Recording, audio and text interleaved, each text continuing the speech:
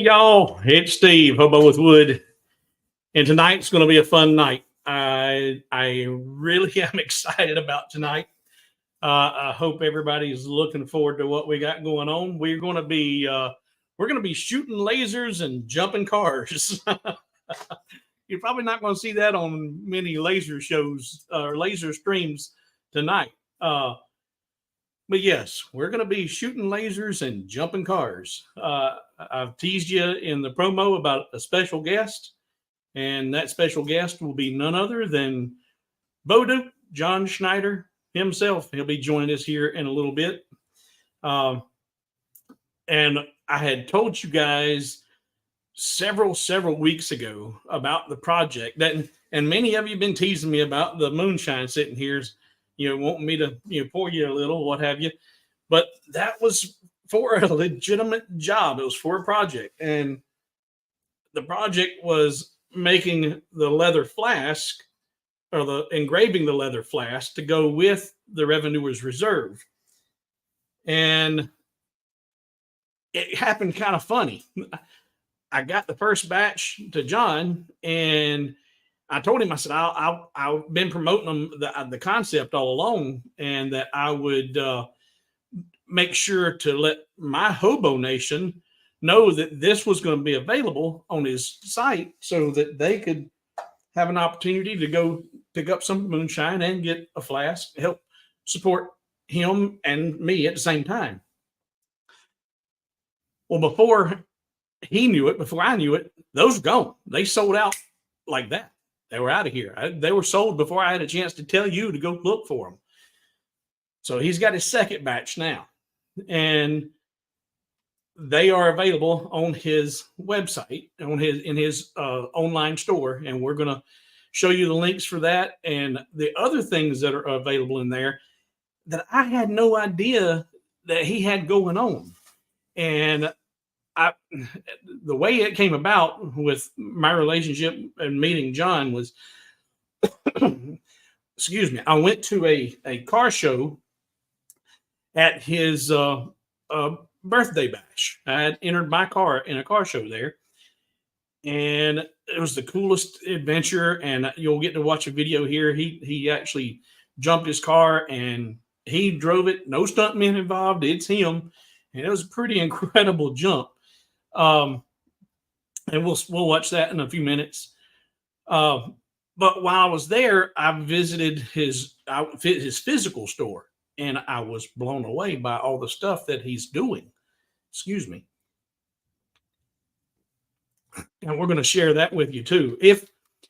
And you guys and gals, according to the YouTube analytics, you're of the demographic that most of you grew up watching him as Bo Duke.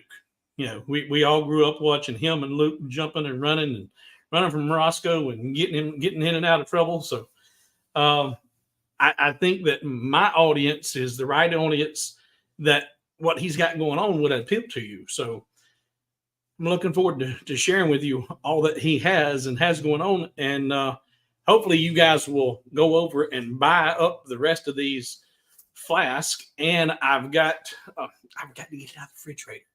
Golly. But it's right there. I can grab it.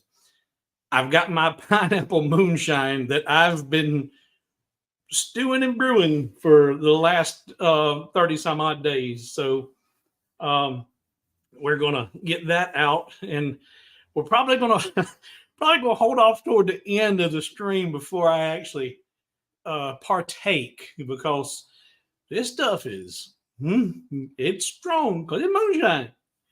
But in addition to looking at what we got going on with John and John Schneider Studios, what I plan to do is we're actually going to laser engrave some of these leather flasks, and I'll be giving away some of the leather flasks.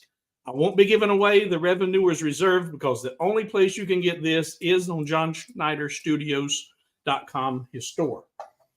But I've got a special one I'm doing for us, for all of the patrons that have been joining as of late. I've been welcoming them to the Hobo Nation. And And I think John refers to he's got the 01 Nation.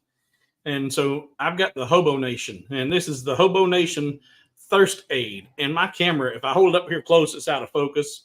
So I get it back here, you can see it a little bit better. But got my Hobo logo there, and Hobo Nation Thirst Aid. And I'm going to do a few of these and give these away in the stream later tonight. We're actually going to engrave these live.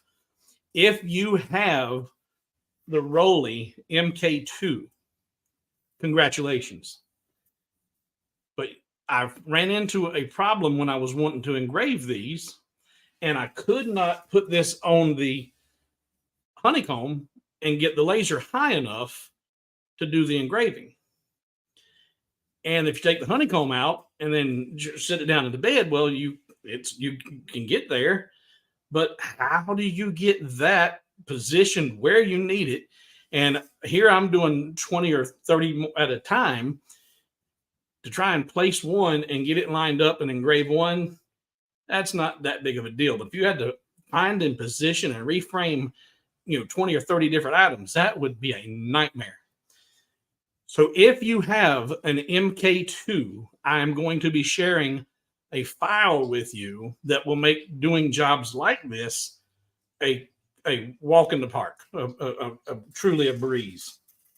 So we're going to be laser engraving the leather. I'm going to be showing you that. I don't want to give it away too much. I'm going to show you that design and give away the file. And that file, though, while this particular file is specifically for the MK2, no matter what diode laser you're using, you could use this similar concept in your laser. You just have to figure out how to position it in your laser, because that's the trick, is positioning it. In addition to laser engraving the leather, I'm going to show you guys some of the work that you have shared with me on Hobo with Wood group on Facebook, and some of your work and some of your own. They were people shared their versions of designs that I helped create, and in some of your own original work. I got an email from Russ. Russ participates. He watches, but he doesn't do a whole lot on the social media because he's that fella I told you, he works for the Men in Black. He's government. He's they all kind of top secret stuff, and he can't do anything social media or else they smack him on the knuckles. But he did some storyboards, and they were like the 5x5, and I'm going to show you pictures of those. And they're really, really neat. They're nursery rhymes. And he had one person look at them and said, I don't get it. And he kind of got discouraged. Guys, we don't do this to please others.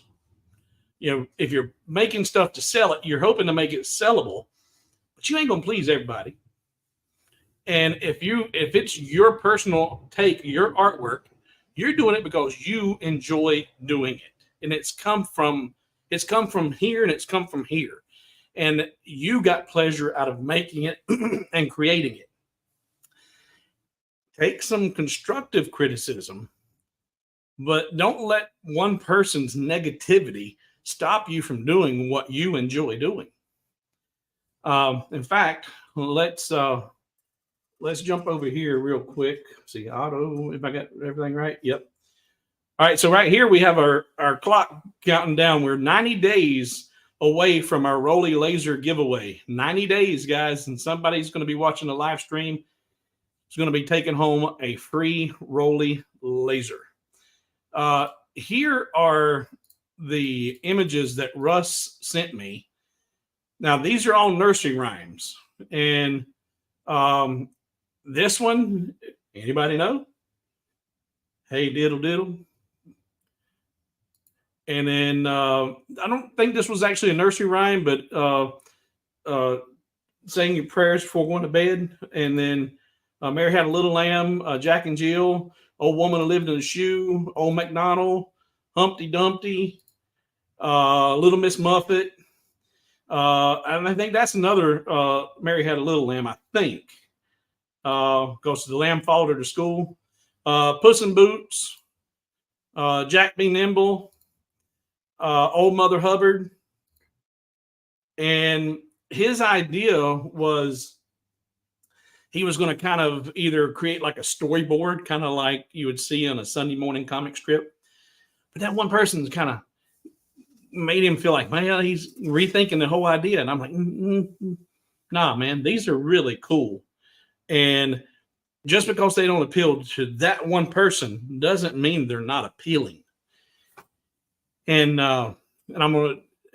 this kind of will lend over to a subject here in a little bit whenever John joins us. But in addition to those, let's see here. We'll go over to the Hobo with Wood group.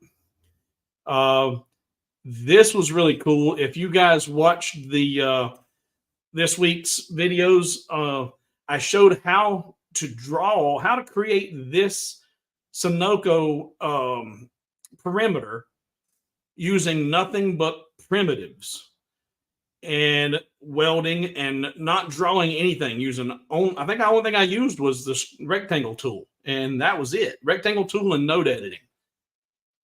But I'm going to take and I'm going to expand. He used I think this was an offset fill that he did on the tail and on the arrowhead. I'm going to show you a really, really neat trick to take this and make it times 10. It's going to blow this design out of the water with a simple little trick with the offset fill. And I'm going to show you that design process after we do the leather engraving. But let's look at some of the recent media that was shared with us. Jeremy O'Grady, He Is Risen. He did his version of He Is Risen. James Green said that this is his and his wife's favorite saying, so why not make it a wall hanging? I love you to them. I heart you, I love you to the moon and back. I heart you to the moon and back. And there's Jeff's first attempt at a rotary engraving or using his rotary. And congrats, that looks really good. The spacing looks good. The size is what I feel, to me, it looks really nice because it's almost to the edge of the perimeter of the cup, but you can still see it all. I like the positioning of where it's located. And look, he even managed to get it aligned with the Yeti down there. So that was your first attempt. Was Jeff's here? Was that an accident, Jeff, or did you plan to have that lined up with the Yeti? Because that looks good. That was his practice. Now these I really like. Now these were Larry. I don't know if Larry's in here tonight or not, but these are the He Is Risen cross. This was my base design, but he has taken it to the penthouse.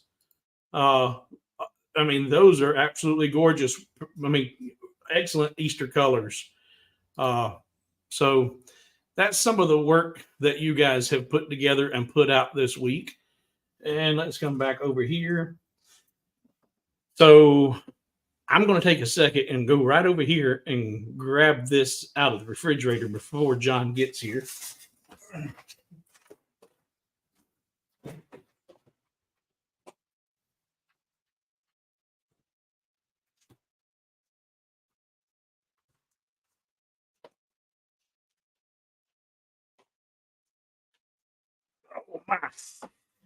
So what I did is I took just your plain old mason jar. This is a mason jar or ball jar. This is ball. Let's be Pacific and don't go Atlantic. It was a ball jar, and I took and poured 1 quart of his premium moonshine in here, along with 1 can of unsweetened, no sugar added pineapple. But then I added 1 cup of sugar, and that's why you want the unsweetened or no sugar added pineapple. You're going to add a cup of sugar, and then the juice from 1 lemon. So 1 juice from 1 lemon, 1 cup of sugar, and a quart of premium moonshine, and then shake, shake, shake, shake, shake. Put it in the refrigerator, and you take it out once a day and shake it for 30 days. And you come up with this. And I have broke the seal on it. And I sampled it a couple of days ago, and it's pretty good. I haven't eaten a piece of the pineapple yet because I'm afraid it might be too potent to do. And we definitely not going to do it until after the live or toward the end of the live. All right, so we got a whole bunch of folks here tonight, and I've been here talking to you guys in the chat beforehand. John's going to be joining us here shortly. I don't want to start down a path with any of the design work, but I will show you what I ran into on the roadblocks with this leather flask. Now, this leather flask is an 8-ounce flask. It's not a little boy. Some of those things you get on Amazon, those anodized aluminum or stainless steel, they're 6-ounce flask. Well, this is 8-ounce, and it's glass with an polished aluminum top, because the magnet will not stick to it. It's not steel, it's aluminum. I sought these flasks out because when you're putting extremely high proof liquor into a metal can, a metal flask, over time, it's going to deteriorate or harm the flavor of it. That's why you see when they do this, they bought them in glass bottles. They don't put them in plastic, and they don't put them in metal or aluminum. It's in glass. And I can't get this out of the leather right now. But when I went to engrave this on the Roly, the Roly sits so close to the honeycomb, you can see there that it's right up there toward the back. I'll move it down here to the front.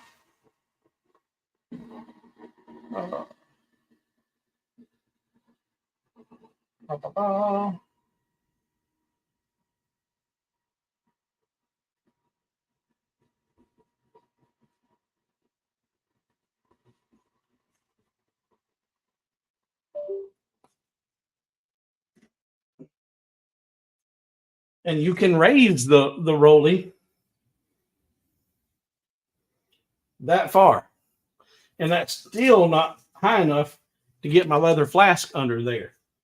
And and MK2 owners, be aware, if you ever raise your laser module all the way up, it will come in contact with the back of the frame.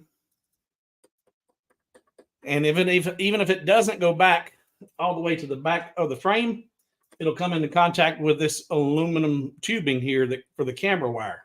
Because that's why mine's loose. Because I didn't know that, and I knocked it loose off of there whenever I had it raised so high. So in order to do this engraving, what I had to do, and I don't like moving my gantry by hand. If you move it slow, you can move it back out of the way. But as quick and as simple as it is, I'll just move it, drop the pin, send it back with the back of it.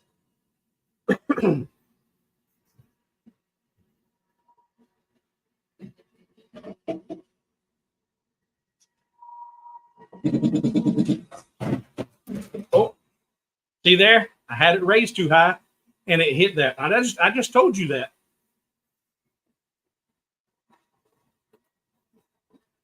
Go back to home and then send it back so I have it right.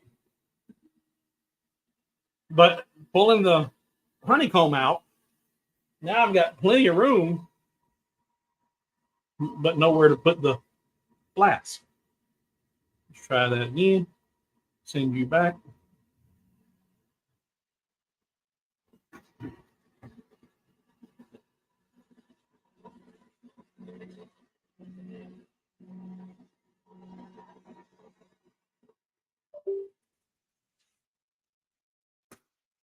what I did was I created a jig, and you can see it in there. I created a jig that will allow me to take that and place it in the same place every time. And once I've got that in there, I just have to hit start. It's done. Take it out, put another one in there, hit start. So there's no focusing, there's no realigning. But there was a lot of work that went into creating this jig, and I'm going to give you the jig template for free. Don't know how often you'll run into this. I didn't think I ever would, but I have, and I did. And I'm going to, and like I said, that this concept, when I share it with you, you'll see, okay, yeah, I don't have the MK2, but I can see how I can do something that simple with my laser. So we'll be doing that in a few. Let's see here. All right. I was going to save this, but we got a few minutes before John's due here. John's supposed to be popping in around 9:30, but I'm going to. This was so cool, and John hadn't seen this, so I'm torn between, do I show you guys now or wait and you all can see it at the same time? And I think I'm going to wait. So someone, let's see here, my brain is going off the rails for a second. Who was it that asked me? Let's see, let me scroll back up here. La-di-da-di-da-di-da.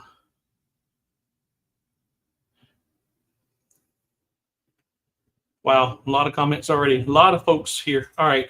I don't see it. But for anybody who's new to the stream, not been here before, once we get past all the fun tonight and we start getting into the educational part and start showing you stuff and design tips and things, anytime you learn something in Hobo with Wood, I always ask you to drop a number in the comments. Say, hey, number one, I learned something. Number two, I learned. But tonight, in honor of the 01 Nation, put an O in front of every number. So if you learn something, put an 01, enter. If you learn a second thing, put an 02. And if we get to 10, well, hey, then that's great. But very rare do we get to the point where you've learned 10 things. But I think it'd be cool tonight. We see 01 and 02 in honor of the 01 Nation. But we're going to, I'm going to show you, once he gets here, we're going to show you where to go to get the Flask and where to go to get the Revenuer's Reserve. I don't know that you can go and buy it anywhere except for online, and he can clarify that. I bought, and this is the first time I ever done it. I actually bought that online, and it shipped. I don't know if they were in the Virginia or DC area, and it was here in no time. And it was just a matter of me paying with a credit card, and I don't even think I had to do much in the way of age verification. I'm like, man, that kind of seems a little bit dangerous. But I got that online, got all three flavors. Now, me, if I go to rebuy or resupply my inventory, I'm probably getting the apple pie and the premium. I knew when I bought the blackberry that I wasn't a blackberry fan. Blackberry gum, blackberry pie, blackberry. I don't like blackberry, but I wanted to get it so I could try it, and I did. And that'll be what I give the guest. But I will be doing more of the pineapple shine and probably a few other different flavors. But in addition to what he's got going on with the Moonshine, you may or you may not have seen much of him lately because he's not been in Hollywood doing big TV shows or movies or anything, but he's been very active. And I was surprised at just how active he has been. He's making his own movies at his own studio. And that's where the car show was at. And I had the chance to go down and visit and see the place. And while I was there, I picked up a few of them. And he is a big fan of one movie in particular from the 70s. And I'm going to let him expand on that and why he's such a big fan of it. But he also has a new movie that released since I was down there to visit that I did not have a chance to pick up a physical copy of, but I do have a digital copy of, and it's To Die For. And the movie is extremely good. And if Hollywood would actually make this movie today, which they wouldn't touch it with a 10-foot pole, but if they would, it would be a blockbuster. It could be a modern day equivalent to something like The Patriot, because it's along those lines. Pride of country, pride of the flag, pride of your heritage.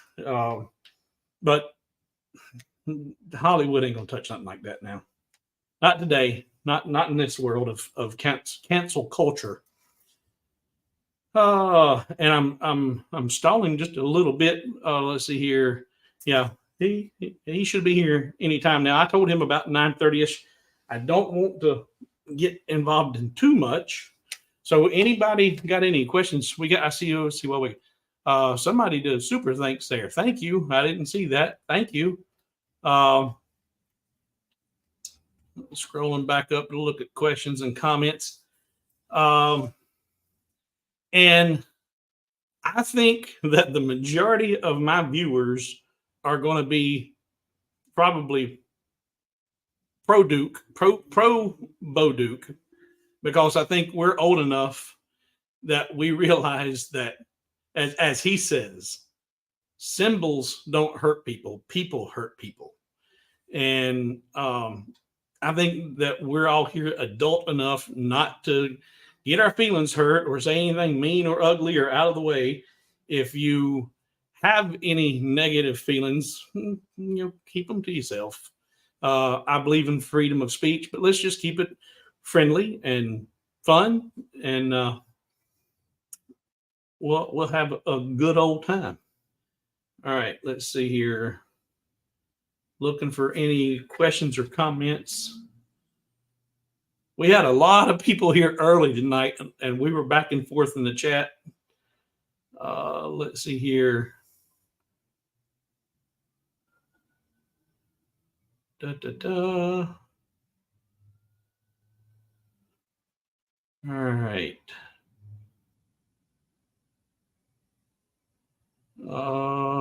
No questions yet. And here's a question. What's Carlson? How about the MK1 with the this file, Carl? I don't know. You're welcome to download it and try it, but I no longer have my MK1. That was the first laser we gave away, so I have no way of testing it. So I don't know, but you can download the file, make it, try it, and if it don't work, it's just probably just a couple little tweaks, and you can make it happen. But there's a very good possibility that it may work. You'll see more whenever we get to that, and I expand on it and how that design is set up. But definitely something you can give a try. Let's see here.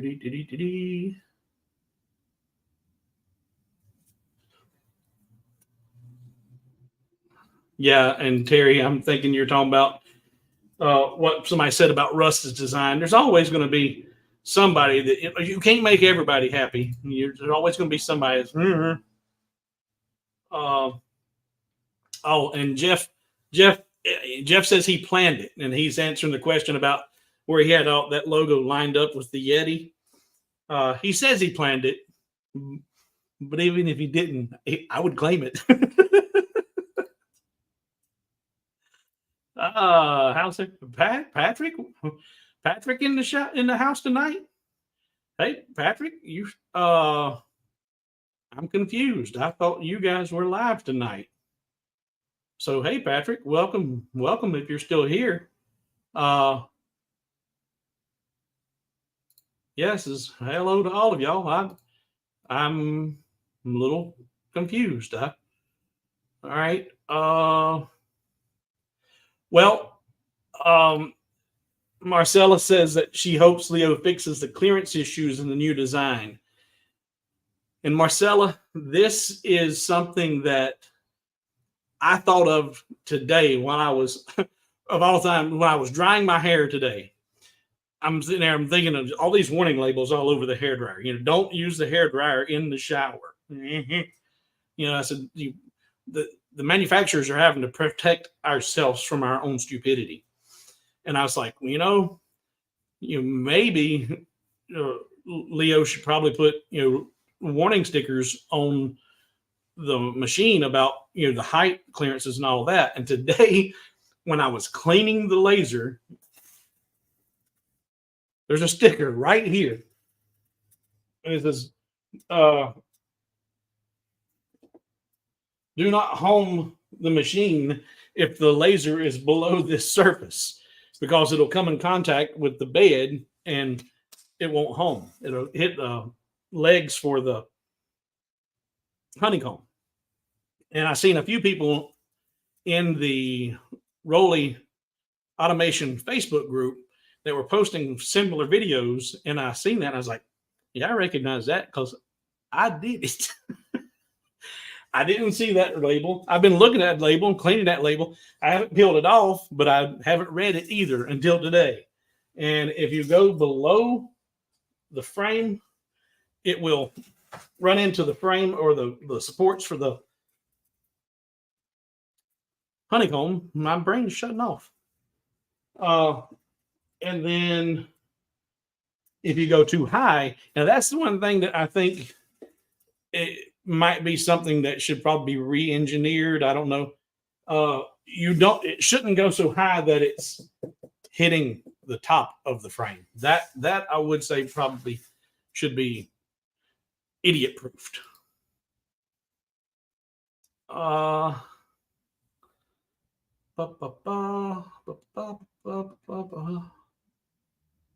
And hey, we got somebody popping in here, folks. Let's see who's knocking on our door.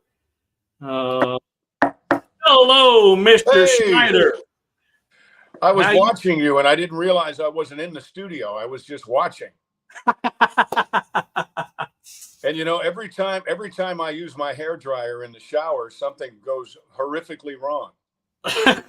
And I'm so glad that they tell me that the contents may be hot in a coffee cup, because I wouldn't know that if they didn't tell me that. Yeah. They have to protect us from our own stupidity.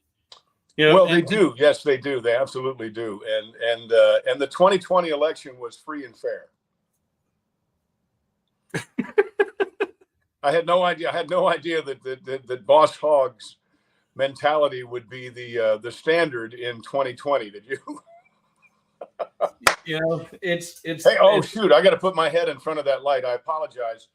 I'm in San Antonio working on a film with a couple of friends of mine, and my alarm went off. I was down the Riverwalk. My alarm went off and said interview in 10. And I'm like, oh my God. So it's the whole Eastern time, Central time thing that messes me up. But anyway, how are you? I'm doing really well, and I'm so excited that you're here. I've been teasing my viewers for several weeks now. As you see, well, no, now with you in here, we can't see that, but you seen it when we were just solo. The Revenuers Reserve's been there in the background for weeks, and I've been teasing everybody about, I've got a project coming. Oh, thank you. But they sold out before we ever got. I have a feeling. I put the 20 that we got last week. I put them up today because I signed 10 of them today. Yep. I think they're gone. Well, we're going to see that in a minute. Okay. If your inventory is live on the store, we're getting ready to jump over to the store so folks can see what to go, and not only about the Flask. I didn't want to tell them, if you were watching, I didn't want to tell them too much, but I learned so much when I was down there about what you've been up to, and I had no idea about your history with Oh, these Stand movies. on It, Poker Run. And Yep. I thought that was the demographic. The majority of the folks watching right now are our age, and so they can have the same appreciation for those films that you did. So I think it'd be kind of fun for them, because I didn't know until I was sitting there at the one night you did Poker Run at the drive-in, right, during Extravaganza. And at the and folks, if you and total disclaimer, John, I tell my folks, when I'm here, I'm always selling something. I'm selling. Oh, good. Something. I'm selling something. I'm selling me. I'm selling my designs. I'm not usually pushing products like lasers and every new thing that comes down the road, but I'm usually selling me. But tonight, I am trying to promote everything that's going on at johnschneiderstudiostore.com. Well, because I think that it's a hidden gem that folks our age are going to absolutely love and not even know that was even out there or available, because it's it is, unless you know to go look for it. But in the what do you, not outtakes, but it was in the after the movie. Those are kind of outtakes. Those are just little special features. Yeah, the special features where you talked about why this was so important to you. What made you want to make this movie? Why did you make that? Oh, well, Burt Reynolds was the king of everything as far as I'm concerned. When I was 16 years old, I snuck onto the set of Smokey and the Bandit, and I'm in it. I'm in the very end of Smokey and the Bandit. But I climbed over a fence and I BS'd my way onto the set, and I didn't get kicked out and I didn't get arrested. And then years later, Burt Reynolds and Hal Needham both became very good friends of mine. And Burt had said, if there's anybody who can revisit what we call Southern horsepower comedy, it's you. And Hal Needham agreed. He said, you're the car guy. You're the dirt road Brody throwing 180 throwing car guy, and you're also a car guy. I mean, I'm a car guy, so they knew that. I did a movie with Hal Needham did a miniseries called Bandit, and I played Sheriff Enright. And he had at the time the fastest man alive was Stan Barrett. He had driven the Budweiser rocket car, right? And I did a couple of things in the cop car. And Hal, he was kind of kidding, but he said, Stan, go back to the hotel. Schneider's going to do all his own stunts because he's better than you ever were. He didn't mean that, but I did. I wound up doing all my own my driving in that movie.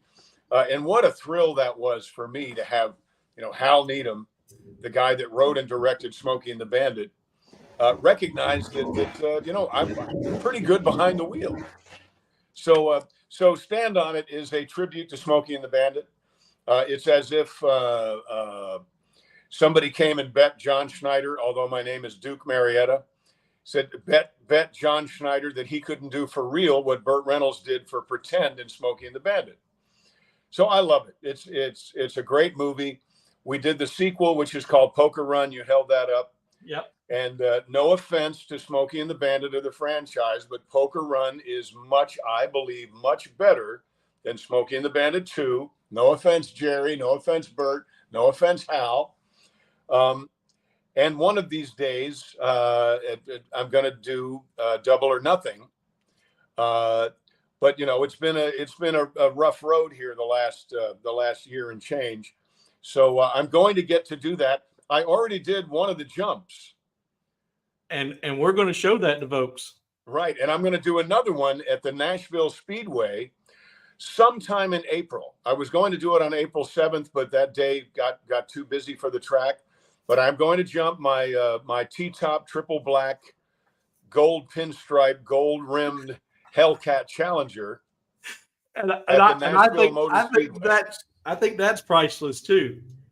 Well, I just couldn't do the Pontiac. I'm a Mopar guy. You're a Mopar guy, right? Exactly, Mopar. But you had to salute the Firebird.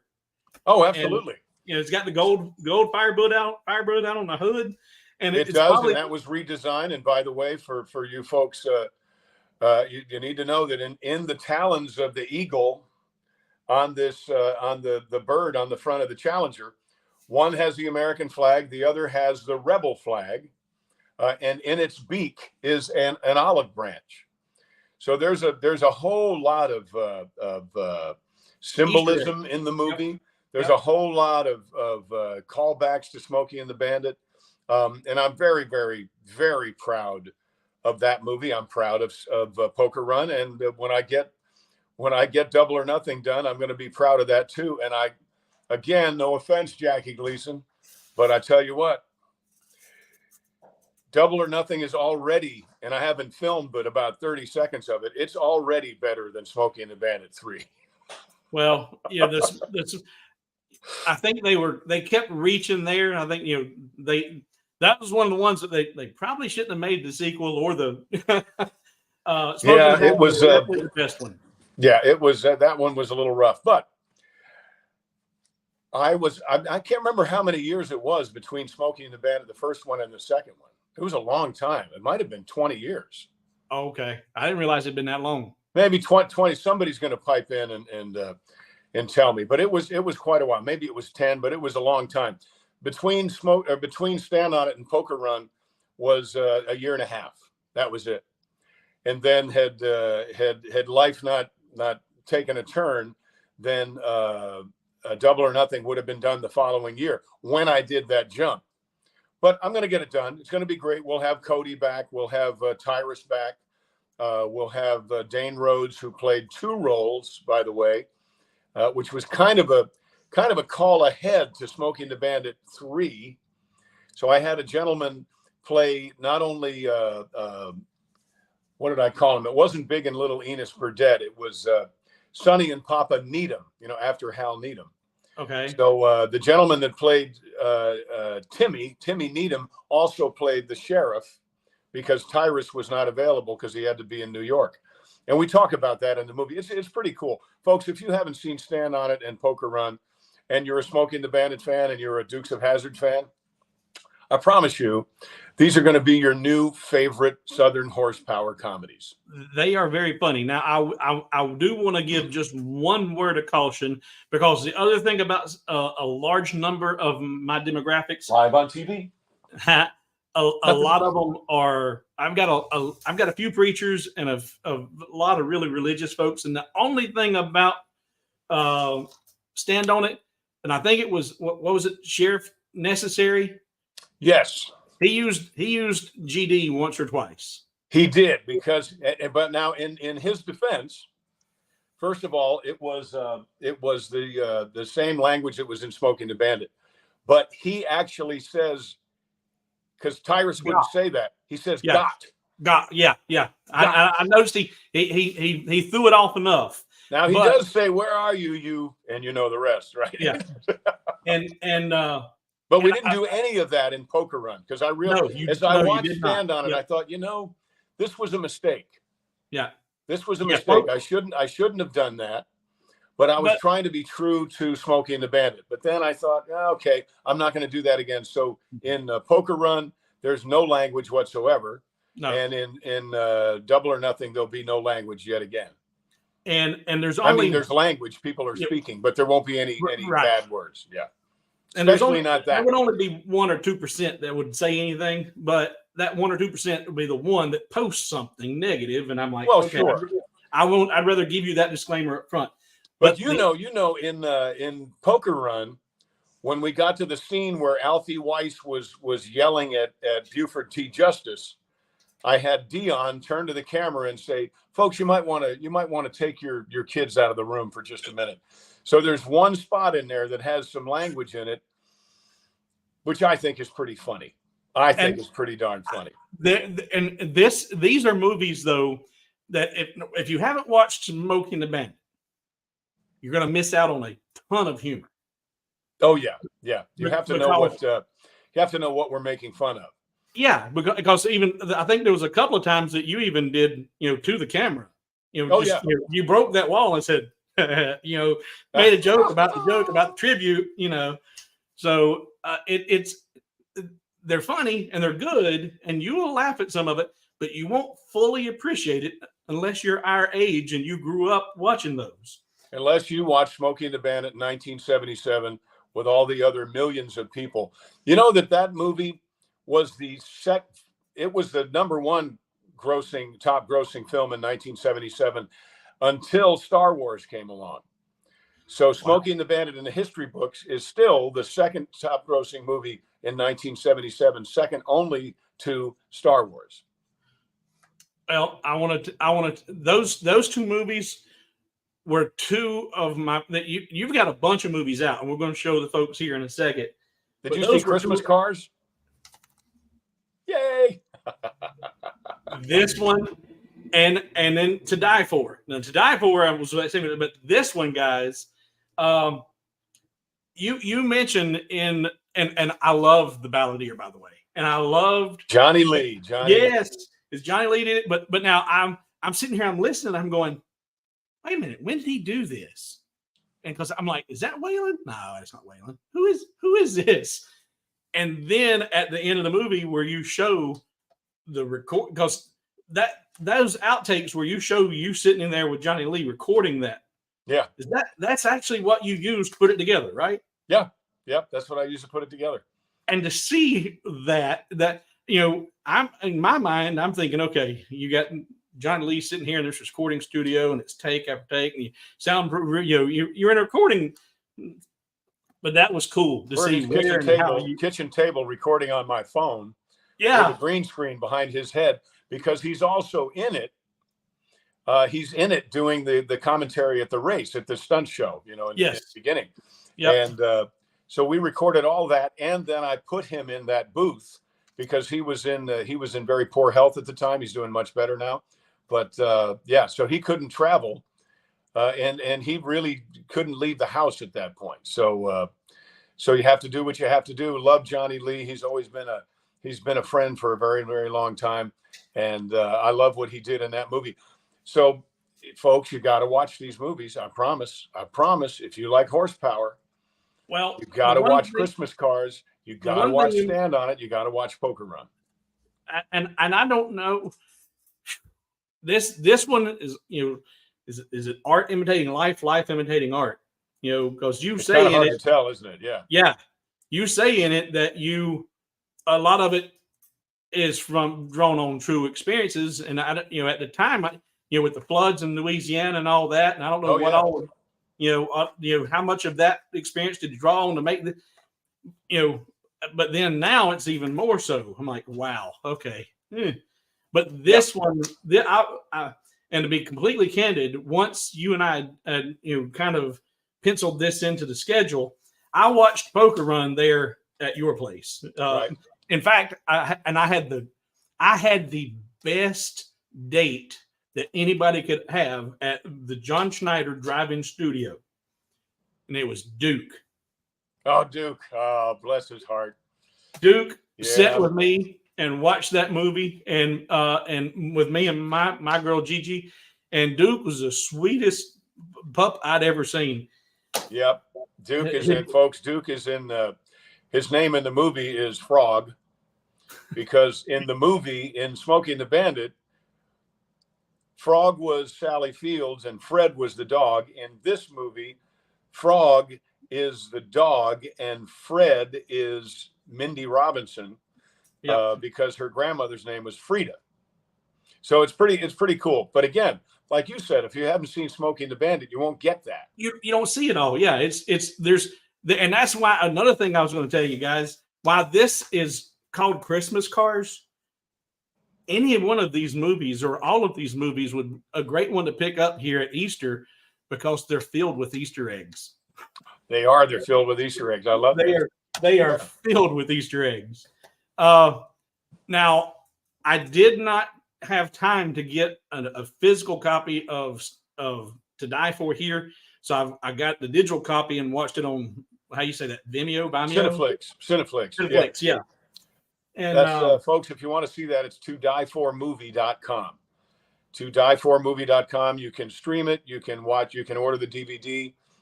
Any way you want to see it, you can see it. But it's a really, I think I'm very proud of that as well, because it's a movie about our flag and about why, how people our age feel when young folks think it's within their I guess it's within their constitutional rights to take a knee, but it's not right. You know, you have the right to do everything except that which is wrong. And in my opinion, disrespecting our flag and disrespecting those folks who have given life and limb for our freedoms, that's just not right. You should not do that under any circumstances. And my character, Quint North, is very, very vocal about that. And I don't know if you've seen it in the news just this past week. I can't remember. There was a young man who, in high school. That. Yeah. He refused to take the flag off the back of his truck. Yep. So I was like, wow. God bless him. Yep. And this is a young man. This is someone I think he's a teenager. Yeah, he's in high school. Yeah. So that's God bless him. That's we need more of that. Yeah. And I have a very large audience. We got people watching from all over the world, New Zealand, Australia, everywhere. And I have 2 different time slots that I do this live stream. I do 9, and I also do the next Saturday. I'll be doing it at 3. So the Eastern Hemisphere can catch me at a reasonable hour for them. Oh, good. Good. So I try to be all inclusive and all welcoming. And when I do my giveaways, do my giveaways. It's not limited to the 48 lower states. Anybody that's watching I'll ship it wherever I got to ship it. So I'm all welcoming, and I don't discourage anybody for their beliefs. But your right to believe that way doesn't give you the right to enforce your beliefs on me. Exactly. No, I agree. And so I will respect you and your opinion and how you feel, because and this is what I tell people a lot is their reality, their experiences have created their reality. And for whatever they've been through in life is why they feel that way. And their experiences have been completely different from mine. So their reality is going to be different from mine. But it's not up to me to enforce my beliefs on them or vice versa. And don't give them the right to cancel me out because, and one of the flasks that I do, and I think it's in one of your T-shirts. My rights don't end where your feelings begin. Exactly. Yep. I wore that T-shirt. I wore that T-shirt today. I have that on my Facebook a couple of times today. Yeah. So I'm more than happy to respect your right to believe what you believe, but you don't have the right to cancel me out because of your your beliefs. Absolutely not. No, but we do have we have a skill set. We have a toolbox, right? So we can do what we can do to exhibit our beliefs to other people in a palatable manner, so that they may reconsider, and I may reconsider. I've reconsidered about a lot of things in my life. Not a whole lot after 50, but you do get a little set in your ways after 50. But it's like I tell people, for November, vote. I want you to vote. Go out there and vote. Listen to what's going on. Make a decision and go vote. I'm not going to tell you how to vote. You know how I'm going to vote, but for God's sake, vote. It's a right. It's an obligation. It's not a right. It's an obligation, especially if you're going to be one to sit there and bellyache. If you didn't vote, keep your mouth shut. Exactly. Yep. Your vote is the price that you pay for being able to complain later. If you don't vote, then shut up. Yep. There. Yep. I say that with all sincerity. Well, I wear my patches every time I go. I wear my patches. I voted. Oh, yeah, I voted. All the time. So let's show people your store. Let me get over here. JohnSchneiderStudios.com. I've got it scrolling across the bottom of the screen there, so people I see it. Thank you. So people can see what the actual address is. But there are 2 different, and this was the little, and I guess it has to do with the alcohol laws, because you can't sell the. Oh yeah, you can only go to revenuersreserve.com. Yeah. In order to purchase the Moonshine, you have to go to revenuersreserve.com. And If you haven't seen the commercials for Revenuers Reserve, please go to YouTube and check them out, because they are such a throwback to Dukes of Hazzard, to Moon Runners, to Smokey and the Bandit, to Stand on It, and to Poker Run. I think you'll love it. There's To Die For right there. Yeah, let's see here. I'm going to bring that full screen. All right, so there's the store, johnschneiderstudios.com/the store, just like you see scrolling at the bottom there. And right on the top, you got To Die For. And as you scroll down, we're going to look and see. There it is. There's the Flask. Let's see, view product. We have any left? Well, it looks like it's giving me the option to add to cart. It doesn't say sold out. Okay, all right then. So here we got out of stock, but over here we got view product. So I think we got a few left. Okay, good, because when I checked last time, we had sold 11 today, and we only had 20. Yeah. So that's good. Get that. And I'll tell you what has been selling really well is that shirt, and we're going to have those available again on Wednesday, and that's try that in Hazard County. Oh yeah, yeah. Now for the movies, for me to find them, if I come over here to collections, I can just click on films and movies, and that'll give me just the movies. And guys, you can order the DVDs and have them autographed or not autographed, or if you don't, and I feel like a lot of folks our age are probably more inclined to probably deal with the DVDs than actually do the streaming. Yeah. And then plus by getting the DVD, you can get the autograph box. Right. And you've got, folks like you say, folks our age, we want something. We want some tangible item.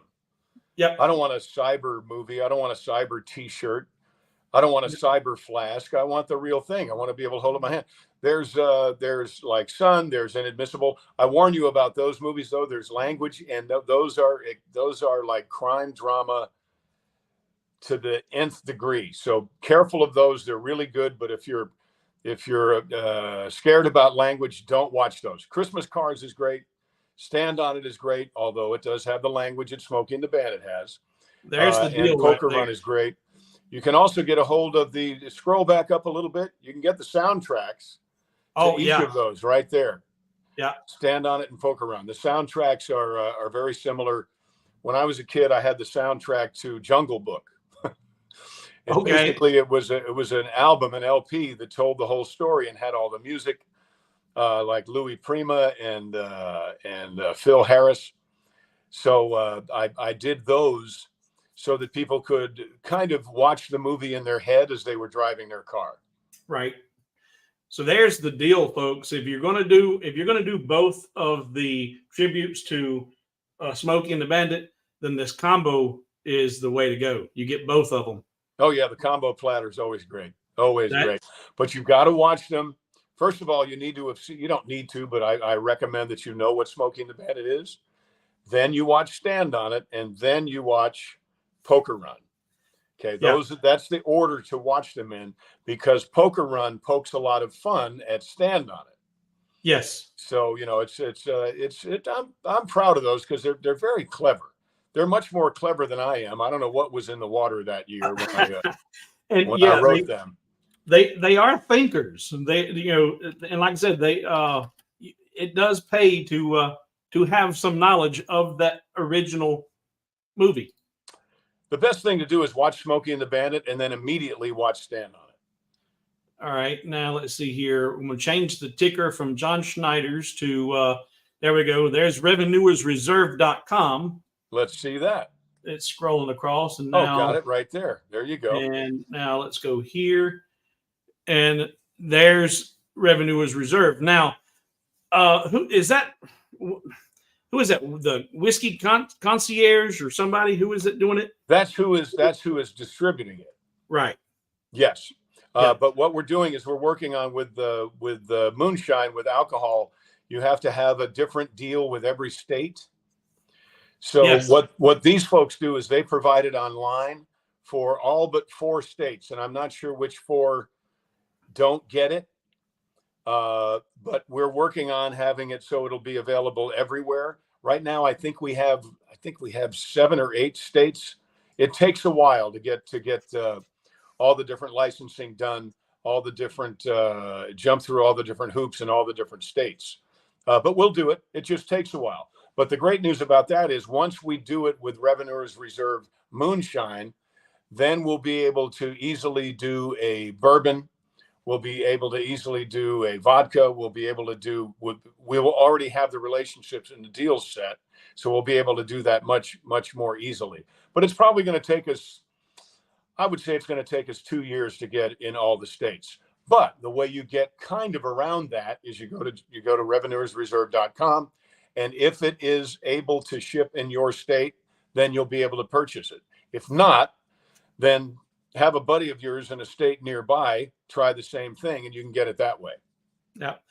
Now it's and I look, I've been whenever I was getting all my research and getting all the documents, the right fonts and everything, I seen that this is actually distilled and bottled in West Virginia. Yes, it is. West by God, Virginia. West by God, Virginia. And yes, it is. I want it's in Ripley, West Virginia. Yep. And I won't, let's see here. Patrick. I don't see a comment, but I want to shout out here, Patrick, if you're still here. Back in October last year, there was a laser convention that went to in Illinois, and I was making a purse for Patrick's wife, who's in the. Did you make it out of the sow's ear? Out of a couple of different exotic hardwoods. Okay, all right. A wooden purse. I'm hobo with wood. Check out my wood. Well, I know. I see that. So it's a wooden purse. Well, I was up against a hard deadline, and I had already told you that I was going to get you that mirror. And yes. I don't have time to get all this done. And plus, what I was hoping to do was I was going to coordinate my trip back to North Carolina through Tennessee and meet up with you at one of those Comic-Cons to hand you the mirror, but it didn't work out that way. And so I asked Patrick, who I used to be on another channel with Patrick, and he's got these really nice fiber lasers, and he can do stuff 1,000 times faster than I can with this diode. I sent him the image work, and I said, here, will you burn this mirror for me while I'm making your wife's purse? And so Patrick actually burnt your mirror, and he's on here tonight. So say, hey, Patrick, thank you. Hey, Patrick, that is fantastic. The mirror is fantastic. It is sitting right up next to the one and only stand-on-it pinball machine, by the way. And the mirror is on the wall right next to that. So thank you, Patrick. It's beautiful, and I appreciate it. And I hope your wife's purse holds together. Yeah, me too. If she's like Ruth Buzzy and she hits somebody with that purse on a park bench. Yeah, it wouldn't stay together for very long. It's a very fragile hardwood purse. It would hurt one time. But it hurt good that one time. Yes. All right. So now if you haven't seen this, because I have it as a private video on my YouTube channel, not anybody can see it unless I send them a link. So I've never done this before. We're going to see what happens here. I'm going to go to video file and John Schneider. And when you were there telling us what you're doing, I may have misunderstood. This wasn't your first jump, or was it your first jump? Is this the Challenger? Yeah. No, that was not my first jump. My first jump was in the General Lee, which I think is appropriate. And then I jumped the Challenger one time, really kind of hopped it. And people were so worried about me trying to go too far that actually they made the jump more dangerous because my car kind of took a nosedive. It's better just to floor it, because then you'll go like that. Right. You'll land like this while you're still moving forward. Well, so what you're about to see is my third jump. And what I'm going to do in Tennessee is my fourth and probably last, because I'm darn near 30 years old. I got to stop this stuff. Well, this is a kind of it's a 4-minute video, but it's got a lot of you, not a lot, but it's got some of you tell what's going on and explaining what's happening. And well, here we go. I think this will be the third jump for this car. Right. Third jump, and our great friend Chris. Where's Chris? You want to do it, Byron? I've changed my mind. Let's go, John. Way to go! Oh my God. So you dream this stuff up and you write it down, and then you think it's somewhere off in the future, and then here it is. Right. So there's I gotta not look over there. There's part of me that's very excited. Can't find it. Part of me is wondering what in the ever-loving hell am I thinking? You got this. But I know it's going to be a great shot. It's going to be great for the movie. Please post everywhere, regardless of what happens. Go ahead and post. And put John Schneider Studios in it. Okay. Put the name of the movie is Double or Nothing, or Stand on It, or Poker Run, whatever you want. We would love to get a whole lot of sales out of this. Otherwise, truly, what the hell am I doing? So tell people this is part of a trilogy that we're doing. We did Stand on It, Poker Run, and Double or Nothing. So We're waiting for it. post everywhere, Instagram, everywhere you've got. Post it. Now, when the car lands, you'll see me give a thumbs up. That means everything is fine. Please don't, if something goes wrong, please don't run across the snake-infested river here. That'd keep you over there, won't it? No. There are no snakes in there. We got rid of them. We put up a sign that said, no snakes past this point. That sign is down there. The only thing is the poison ivy. Well, there's little of that. So when everything is fine, I want you to cheer like, well, you will anyway. But film some of that, because that'll be wonderful footage to have on social media. Okay? Yeah. All right. How are you? Happy birthday! You got this. You got this. Some people go bowling. Are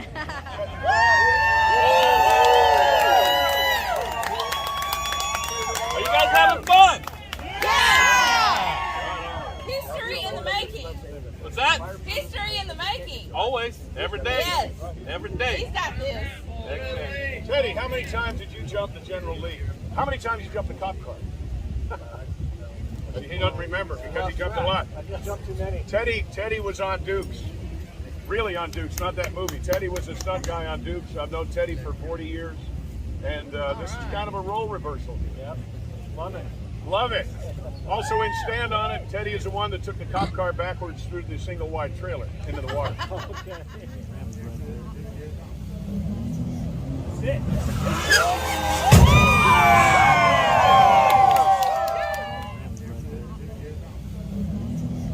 Sit.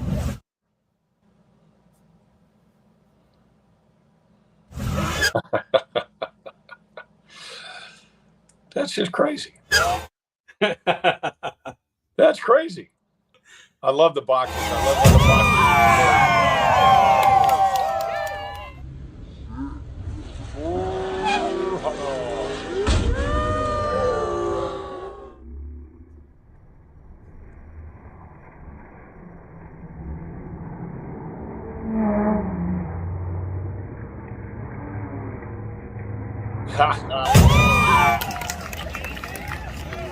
I gave the thumbs up. I'm okay.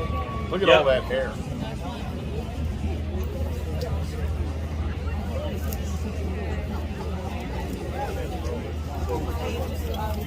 And then you got in the car and drove away. Or died, did you? Yeah, the car drove away. Hey, Paul. Paul.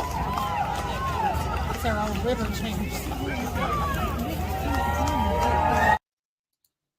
So Yeah, isn't that amazing? That car drove away from that. that was the Car drove away. surprising The thing for me. radiator that needed a new radiator after that, and I needed to get the alignment. the body panels needed to be replaced, needed to be fixed. But that car is all ready to get to jump again. But now, gosh, that was fun to see. Thank you for showing that. Yeah. Now that it did have full cage in it too, right? Oh yeah, it's got a full Yeah, cage in yeah. it. Yep. In And fact, because what is that- today? Today's Saturday. Yesterday, I had the guy that built the cage. He went and examined the car to make sure that all the welds were still fine and that it's good to go for April. So yeah, now that's the difference between independent filmmaking and studio filmmaking. Studios would have had 5 or 6 cars like that. Yep. I have 2. And Yeah. actually in Stand on It, I only had one. And the last thing we did in that was James Smith jumped it over the river because I knew we wouldn't be able to use it after that. So we filmed the whole movie and then did the jump. Yeah. And that's something that I'm, as I've said, and I don't know when you get tuned in, but one of my creators has been making some stuff, and he had a naysayer giving him some negative feedback on the things he was creating. And I was like, you're always going to have that one. And, when you do what you do, you as an actor, when me as the creator doing this stuff, we do it because we love it, right? Yeah. It comes from somewhere special. You've been doing this since how long? Well, if you consider when I started doing theater, that was 1968. Right. I mean, so that was 68. Duke started for me in 78. And, there's some people that, nowadays everybody's got some sort of editing software on their computer, and everybody wants to be a critic. And I tell you, anytime I get any flack about anything, I say, hey, why don't you let me see your movie? Yeah. Let me see how your movie looks before you criticize mine. Let me see how your movie looks. I'll tell you what, let me do a really good, let me research you. Show me the last 5 movies you made. Right. And what I like though in watching, and I've not done a whole lot of independent stuff. Now I'll tell you another one I just watched the other day, and I had not seen it, had not heard of it. Was one that you were in, WWJD. Oh yeah, there's 2 of those too. Yep. Yeah. What would Jesus do? 1 and 2. Yeah, those are good. And I was like, okay, it sent me down this rabbit hole because I've been having these conversations locally. I've been telling my friends and local folks, hey, you might want to watch, I got somebody special coming on the channel, and I'll be talking to the mother standing there, and I'm like, yeah, I'm gonna have John Schneider on the channel. It's gonna be cool. It's gonna be great. And I've been excited as that 13-year-old boy waiting for the September 1st, or the first episode of the 5th season to come out. Oh yeah. Bo was coming back. So the fall preview. Remember the fall preview? Yeah. So people under 40 have no idea what we're talking about. And that's what I was getting ready to say is I'm sitting here telling the mother, Bo Duke's going to be on my channel, and her child is standing there, and they're like, "Who?" That's all right. I don't know who their children are either. And no, but here's what's funny. They said, "Mom turns around, and looks at him, and says, I just went complete blank because I didn't watch WWJD. No. Secret Life of the American Teenager. Smallville. Smallville. Okay. What was the character? What was Dad's name? Jonathan Kent. Jonathan. Yeah. So Mom turns around, looks at her kid, and says, Jonathan Kent. Oh, okay. They knew exactly who you were. Isn't that funny? Yeah, I try to have one for at least the last 3 generations.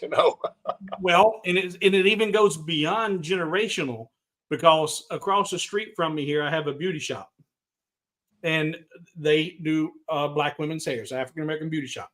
And I was in there talking to them, and I was like, and I'm a lot of the things I make a lot of stuff that, because I create these designs, and I'm constantly making stuff, and I got stuff playing everywhere. So I give them away. So I've given them a lot of stuff. And I was over there the other day, and I asked them, I said, y'all happen to know who Bo Duke is? And a couple of them, no. And then I said, John Schneider, and they're like, oh, that name's familiar. And then I showed them the picture, and they're like, oh, that's Jim Cryer. Yeah. Yes. Yep. And I said, who? Oh, and you said who that time? Oh my God! I did. I said, who's Jim Cryer? Was the #1 show on cable on Tuesday nights for 8 years. Yeah. So now that's another rabbit hole that I've got, because I love Tyler Perry stuff. Yeah. So now I've got, and I started watching a few of the clips from that. And I'm like, I don't know if it's on right now, but I'm sure it's somewhere you can go stream it. I think it's on Hulu. Yeah, you can see it. Just look up the Haves and Have-Nots. Tyler Perry's The Haves and Have-Nots. Yeah. And did that show for 8 years. So it was a long running, and it was great. And I played a guy that made J.R. Ewing look like a choir boy. So yeah. I watched a few of the clips, and I'm like, I might have to do a binge on this and watch this. It's pretty good. Oh yeah, it's pretty good. It's a good show. But And of course, The Masked Singer. I was the donut in The Masked Singer. So this not the season now, but the last season, right. And then did Dancing with the Stars. I mean, it's been a great life, and I'm just about getting started now, though. Well, yeah. What I started to think about is, and I knew you had done theater as a child, so acting is in your blood. You've been doing it, and when you're doing, and guys, if you've not been to your local community theaters, please support your local community theater. It's a great way to support your town, your community, and the people in it. But also, you'll start to appreciate the arts more. I think we all need to appreciate the arts more, because a lot of things are considered art or called art today that, in my opinion, at 63 really aren't. But you go see a local production of Oklahoma, The Mikado, Fiddler on the Roof, The Odd Couple, Music Man. You go watch something like that locally, and I think you'll appreciate the arts much, much more. And what's the analogy I was going to try and make was, if you went and watched your local community theater do Oklahoma versus seeing it done in New York City, it's going to be an entirely different level of production. But that doesn't take anything away from what your local community is going to do. Sometimes you'll have some of the best stuff coming from the least amount. They're working with the least amount possible. They don't have the budget. They don't have a lot of props. I did one show where I actually had a chair that was painted on the wall that I had to sit in. So I went back up against the wall and leaned against the wall and crossed my leg like I'm sitting in the chair, and it's just the wall. That's funny. But that's all funny. we It had to be more expensive to paint that chair than to buy one. Well, it was a comedy, so it was, it worked. We just worked. That's great. Okay. Well, that's what I kind of say. Okay, To Die For. Back to Die For. To Die For was not what I expected. Oh, what did you expect? I didn't have a lot of expectations, but it wasn't that. It was so much better than anything that I had thought it might be. I went on so many different journeys, and to watch the different transitions, the growth in the characters, and then the twist, I was like, oh, I didn't see that coming. Oh, good. And a lot of it was there. There was a climax. I mean, it was all. I mean, it's like, bam! Oh man, that's not. Oh what? Wow! What? Oh, and I genuinely loved that movie. But then that was the one where that one stupid little troll posted something online. It said, "Horrible story, terrible green screen effects." And I'm like, well, I asked him to send me his movies, and I don't have any yet. No, but if the thing is that if they were, I seen the green screen, but I was so caught up in the story that the green screen didn't bother me. Right. And I appreciate that. You filmed that movie with how many cameras? You have A camera, B camera, C camera. Do you have? Oh no. I'm a. Let's see. I think there was one scene where I used two, but I'm more of a single camera guy. There's one scene when I'm talking with my daughter at the breakfast table and I'm putting the bourbon in the orange juice. That was two cameras just because I wanted her to be comfortable and I didn't want to have to do. I didn't want her to have to match. I wanted her just to be able to enjoy herself and talk to me at the table. But the rest of it, I think it was all single camera. And that's what a lot of people don't realize is I did one episode of Army Wives, and I'm only in the opening scene of Army Wives, and it's the first 30 seconds before the opening credits, or first minute of the opening before the opening credits, and it took us 2 days to film that 1 minute of film, and they were doing it with 3 cameras. They had the hero shot, the reaction shot, and then the background shots. And then there were 4 heroes in the scene. So each scene was done 4 times from 4 different camera angles and all this. And you don't do that. You don't have the ability to do that with the budget you've got. And wait just a damn minute. Well, no, people who don't know what they're doing do it that way. Well, it's not because I don't have the ability, because I don't have the budget. I don't do that because I think that is crap. Well, and that's what I was going. What I was trying to say is, you're not working with $100 million budget. It doesn't matter. If I had $100 million, I still wouldn't use 3 cameras. Yeah. It's a lazy person. It's someone who cannot make up their mind. It's someone who doesn't know what they want. It's someone who doesn't know what they're getting. And it's someone that wants some editor down the road to be able to tell a story for them. It's crap. It's lazy. It's lazy and it's awful. Yeah. And that makes sense. But you, like in the diner scenes, you probably, the diner didn't want to give up a day or 2 days of business for you to come and shoot. So you were able to do some shooting, but then you caught enough B-roll to create the green screen stuff you needed. Yeah. And that's common sense. But that was not a budgetary decision. I think it's better that way. Yeah. And I think it's much better that way. I just think it's a better way to do it. Is it more efficient? Absolutely. That's a more efficient way to do it, but it's also a better way to do it because then we don't have to, people are uncomfortable when you're on a practical location and people are making noise and their cars outside. I mean, it's a disaster. It's such a pain to try to control a basically uncontrollable atmosphere. Why would you do that? Yeah. And by the way, folks who have some problem with green screen, the DC Comics world and the Marvel Comics world, none of it exists. You telling me Star Wars? None of it exists. They didn't film Star Wars in outer space. No, they didn't. They shot it in off Lancashire Boulevard at Universal Studios. you just burst my bubble. Yeah, but right across from the Good Neighbor restaurant. Yeah, if people are lost in those little things, then they're not watching the story. Either it's not resonating with them, or they're not paying attention, or they're on the other side of it. Why are we giving time to this idiot who said that? Yeah, well, I'm just. You're right. Because the movie is excellent. It is an awesome movie, and I don't want to, and I'm not going to say anything, but there are at least 3 twists at the end of the movie that I didn't see coming. Well, good. And yeah, I love that movie. And by the way, the video you just showed of me jumping a car, I had all that. Well, my hair's kind of long again now, but not like it was then. That's because I was filming To Die For when I did that car jump. Yeah, but it was guys. If you don't do anything, if you don't get a Flask, if you don't get any, if you weren't a Smoking the Bandit movie fan, To Die For it's a must, an absolute must. Yeah.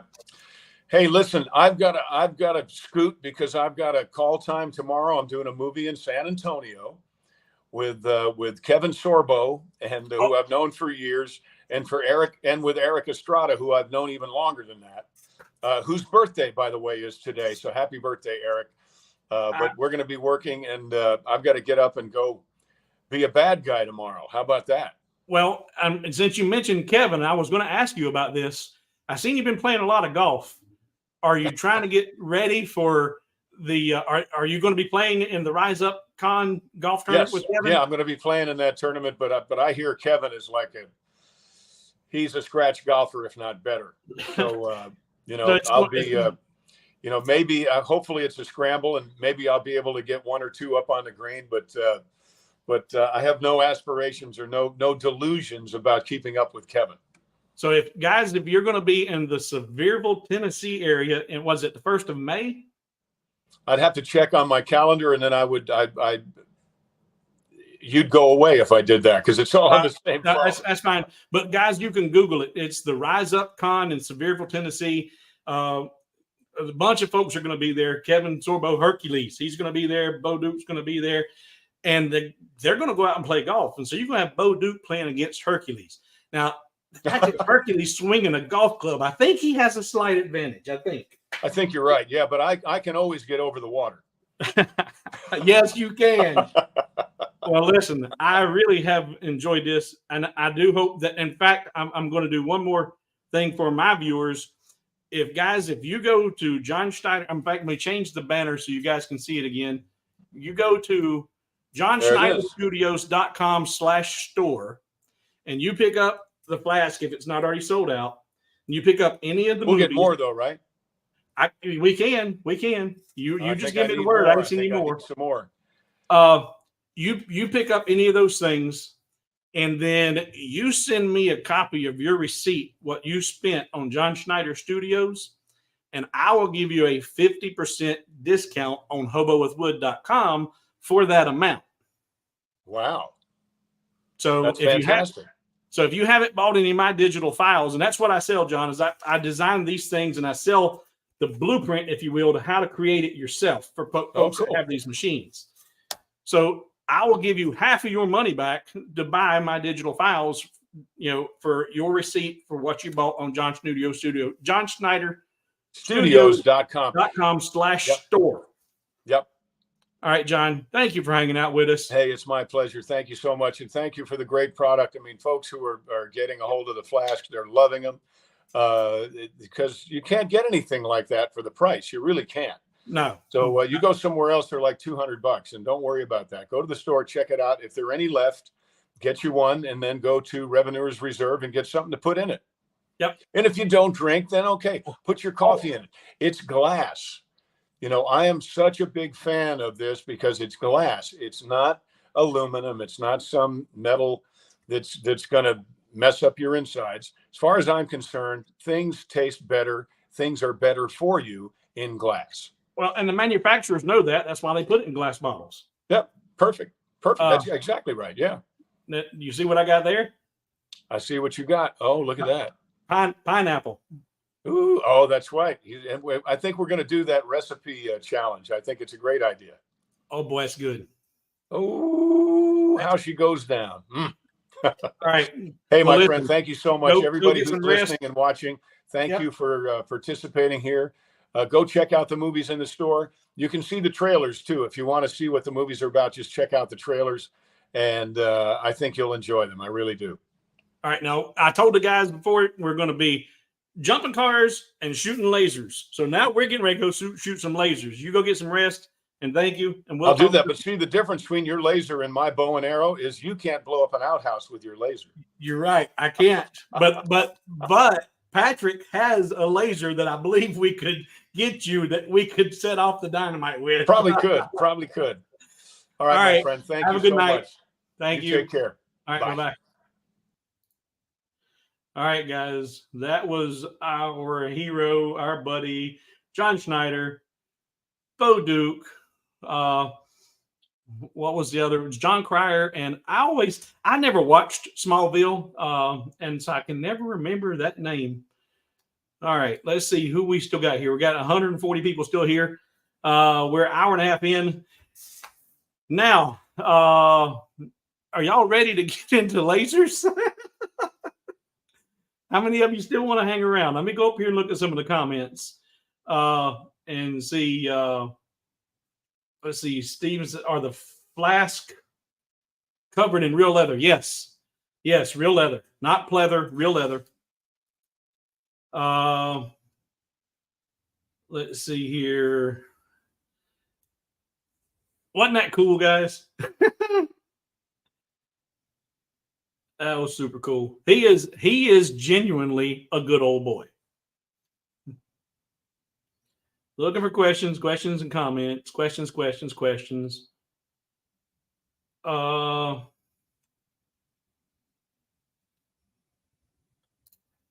can you cover deselection after selecting multiple items? Yep, I can do that. I can do that when we jump over here to Lightburn.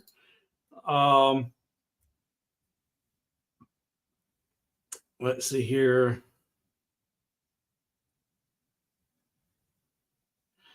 And yeah, Sharon, I watched that, and I actually had to go back and watch it 2 or 3 times because I knew that I had people in my channel that would be put off by taking the Lord's name in vain. And he does say "Gah," and not, and he's I don't know where he's from, but I think he's somebody because his credit name is a single name, is like Prince, or so when you see it or hear that name, you're supposed to know who he is. But I don't know who he is. I think they said Cyrus.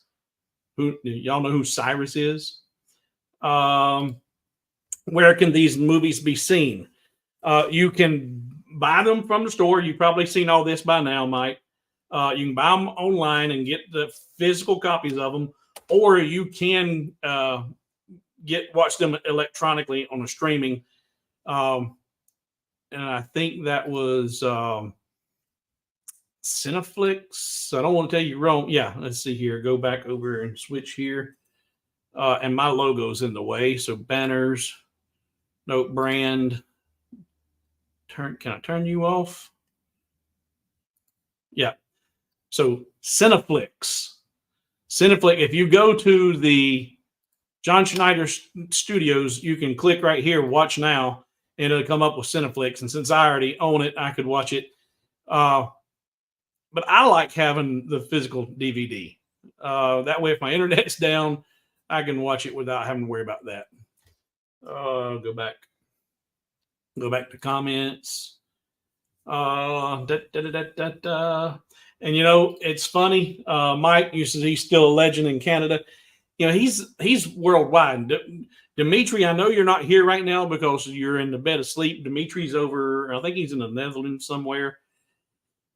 But I met Dimitri at LBX, and whenever he seen the mirror that Patrick made engraved for me, he flipped out. And then he's seen all of my paraphernalia from John. He's in the Netherlands, and he's like, "Oh my God, John Schneider!" And he loves the Dukes of Hazzard, and he was so upset. They're like, "Yeah, we can't watch it over in the Netherlands because somebody over here takes offense to a flag. We don't even know what the flag means. It doesn't mean anything to us. It's just a bunch of designs, and we can't watch it because of."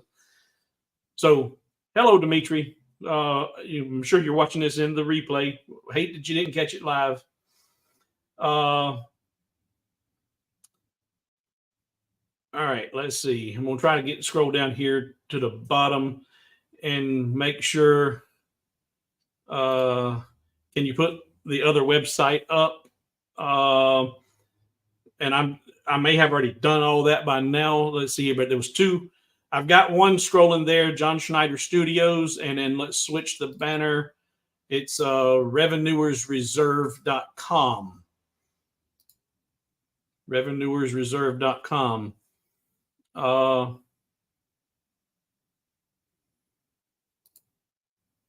Stacy said there was some buffering going on. I didn't see any buffering. I hope that it wasn't terrible for everybody. We're going to get to lasers. We are going to get to lasers. Craig says that was awesome. I'm guessing we're getting close to, that's where John's left. Yep, we're down at the bottom.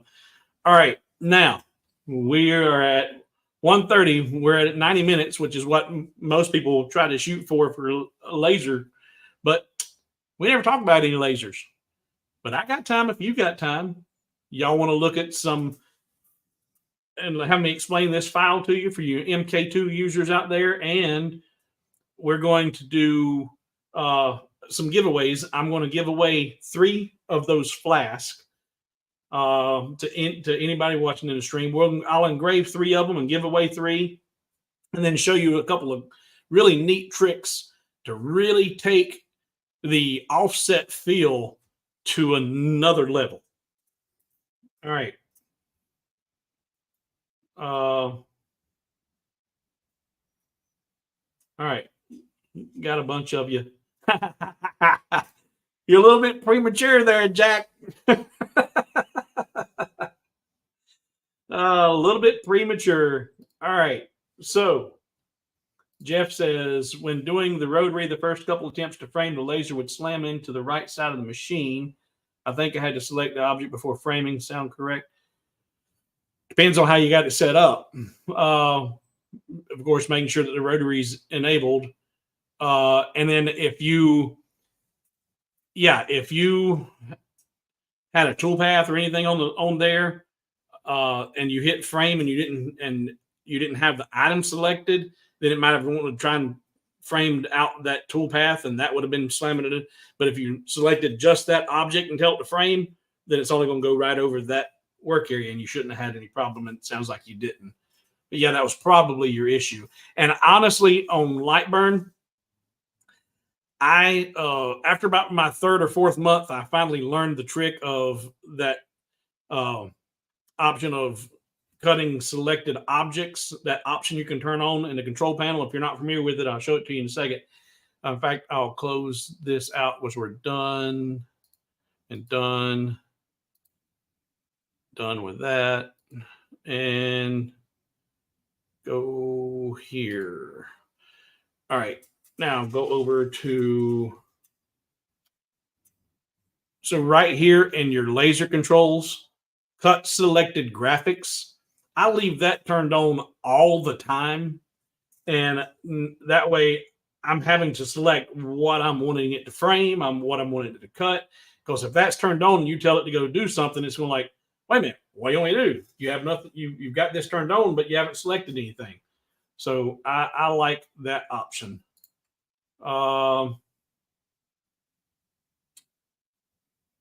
Okay. Yeah, I seen that he was doing some WWE stuff and I think some MMA stuff, and now he's doing stand-up. Yeah. But he was, and he's a big boy. So I didn't say this, and none of y'all tell him, but I think he was the weak link in that. Don't. All right.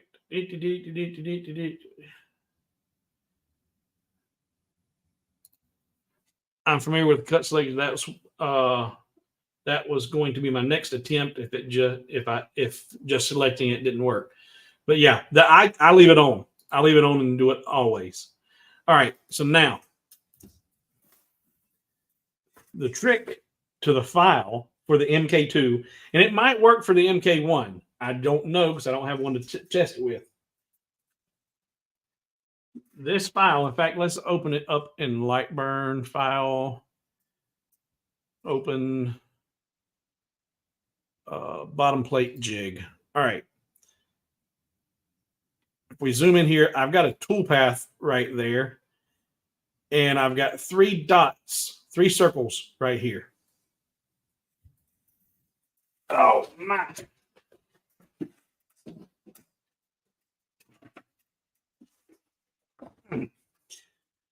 Go back here. So what I have are those 3 circles cut out, and those circles line up with the pin locators for the rotary in the bed of the MK2. I don't know if the pin locations are the same for the MK1. If they are, you can pop this in and use it as is. But if not, it ain't too difficult to figure out. But you see here, I had to put a little notch in the bottom of this one. Well, that's because whenever I cut this out, I didn't have my wood sitting high enough up on the honeycomb. And there's a screw in the bed of the MK2 that I had to cut out a notch for. But in the version that I have for you to download, there are instructions. Let's see here. Place material 2.5 inches up from the bottom of the honeycomb. Put that in a black layer so you can see it a little better. So when you place, if you do it out of a 300 by 300 piece of material, if you've got the inches on the honeycomb on the right side, take this corner up 2.5 inches from the base of the honeycomb and cut in your holes. And then you don't have to worry about this. And this will pop in and lock in place, but the corner will stay clear of the mount for the honeycomb. Because when you drop this in and position it, if that was cut too low, then your wood would slide far enough up on the Y that you would possibly interfere with the honeycomb mounts. If you don't have an MK2, but you have a removable honeycomb that you could get extra depth, that's why I needed this. I needed to be able to take my flask and place that in there, and now that's at a good level for engraving. But now with this anchored in place, all I got to do is engrave one, take it out. Engrave one, take it out. So that's how I made this work. You may not need one for a flask. That's why my template, the jig template that I have available, is nothing more than a 300 by 300 piece of wood, the tool path for one, and the proper placement where those holes are going to cut out. Then what you would do is, this is just simple slots and tabs that I, took a flask, laid it on there, marked where I needed stuff to be, and made some simple walls to hold that in position. The hard part was the geometry, figuring out where that lineup needed to be. So I'm going to put this in place.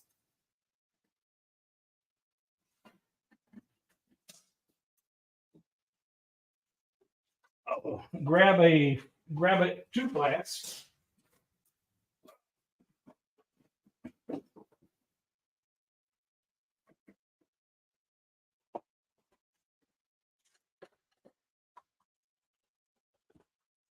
I may have to open up another case.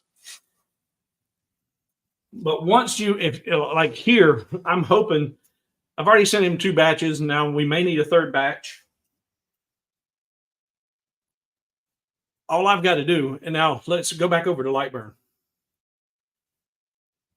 I have saved a file, open recent projects. We'll open right now. Where is it? Where?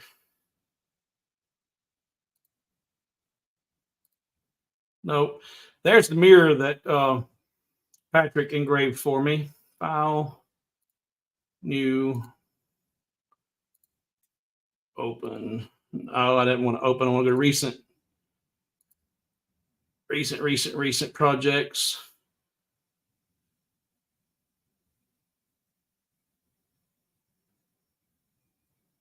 There it is. All right. So there is my file for the Flask for John Schneider Studios. That logo is put exactly where it needs to be, so it lines up with the position on my Flask. And there are my instructions for what my power and speed settings need to be for this Flask. Now, like Clack says, you got to test.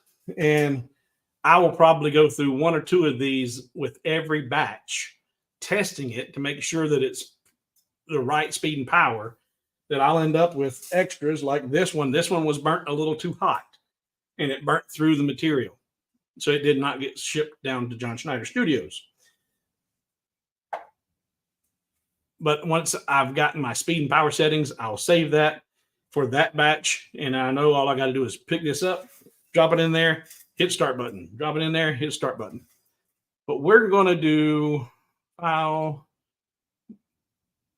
open, no, file, new, no recent projects.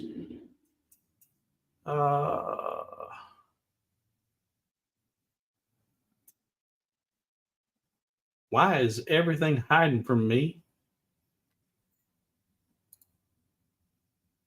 File, open, desktop, Lightburn, jobs, jigs.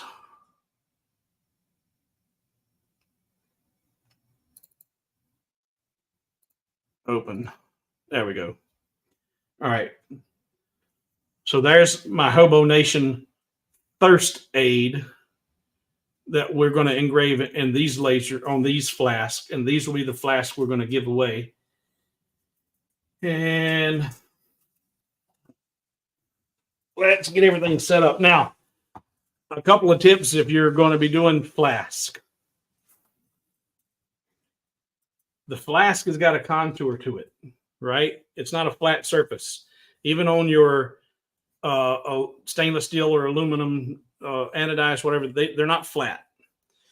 So when you go to focus it, you want to kind of, you don't want to focus to the center, but you don't want to focus all the way over the edge of your design. You want to kind of focus about halfway over.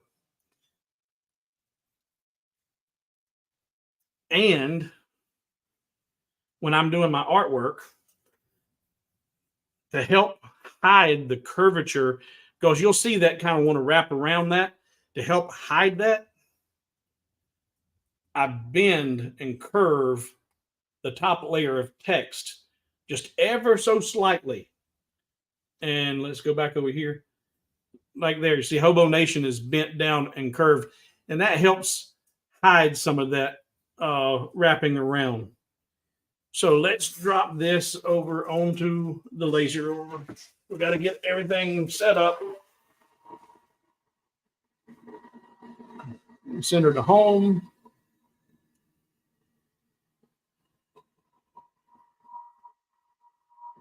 And I'm going to send it over to, about 2/3 over on the side.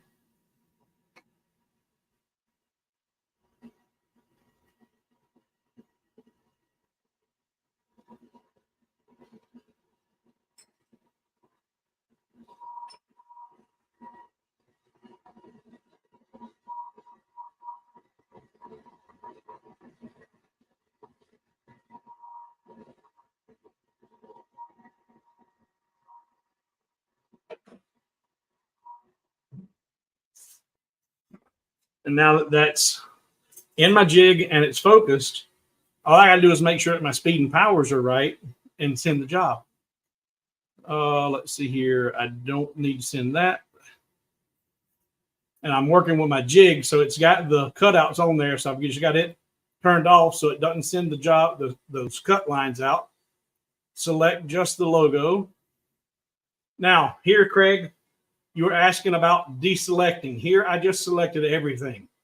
I've got the toolpath selected and all of the logo. If I didn't want that toolpath selected, I simply hold the control button and left click on that, and that will deselect the toolpath. So now the only thing that's selected is just the logo itself. So it's control and left click to deselect.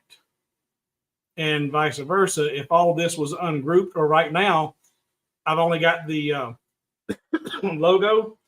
If I want to get the toolpath, I hold the shift button and left click, and now it will give me the frame as well.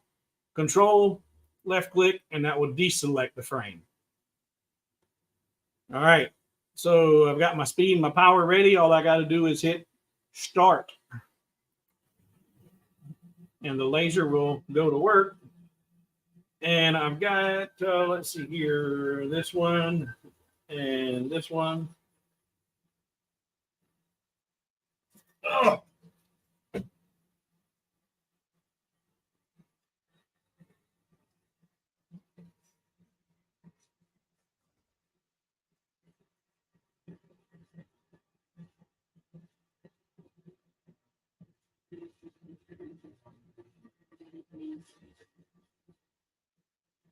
And I'm looking through the comments right now. Let's see if anybody's got any more questions.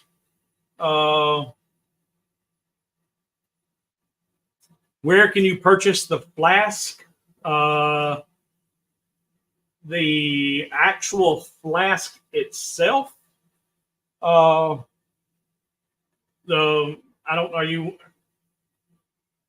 talking about buying the blank Flask, or are you wanting the Hobo Nation Flask or the Revenuers Reserve Flask? The Revenuers Reserve you get from John Schneider Studios.com store. If you want a Hobo Nation, I'm going to be giving away 3 of those here in a few minutes. I might be offering those for sale. And for the blanks right now, I've got a contract with, since I'm supplying these commercially, I can't give that out as far as getting these actual blanks or the actual. Will this file work with the Xtool D1 Pro? If you're talking about the jig, you would have, I think Clack has an Xtool D1 jig for the Xtool. If you haven't seen Clack Shack, go over and check out Clack Shack. And he's got an Etsy store where he has a lot of jigs, and he is a big Xtool guy. So I'm 99% sure he has a jig for the Xtool D1 Pro. This one would not work because the D1 that's an open gantry. There's nothing in the bottom that you would attach it to, correct? Isn't it just an open gantry machine? And I think most of his jigs mount to the legs of the X tool. So now it's a fixed position, like this is a fixed position where the rotary mounts.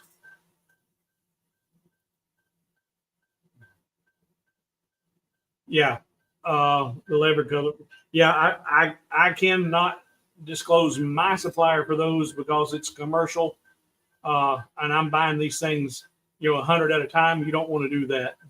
Well, you might want to, but yeah, these, because it's a commercial deal, I'm not at liberty to disclose that right now. But yes, Jesse, you're right. You can probably find some leather wrapped flask on Amazon. I don't know that they'd be quite this quality because this is some really, really thick stuff, and this is genuine leather. It's not pleather. And it's 250 milliliters, 8 ounces.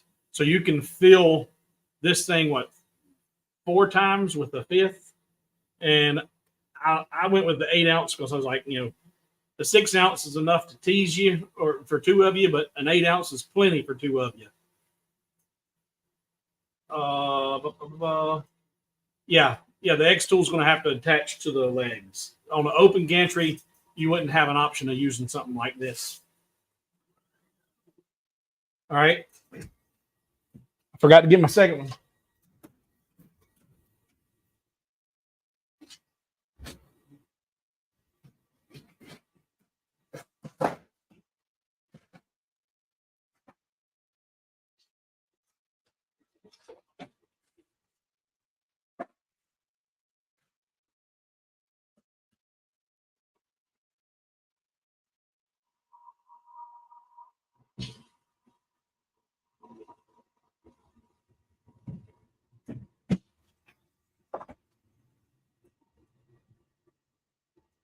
I'm actually going to increase my power just a wee bit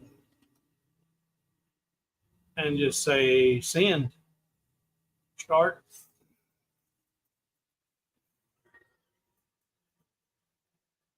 And right back in business. I don't plan on sharing. Can you use a USB extension cord to connect your laser? Thank you. Appreciate all you do. Kathy, I think it's going to depend on the quality of your cords. A lot of machines you can get in poor quality, just like anything. You can get really poor quality extensions.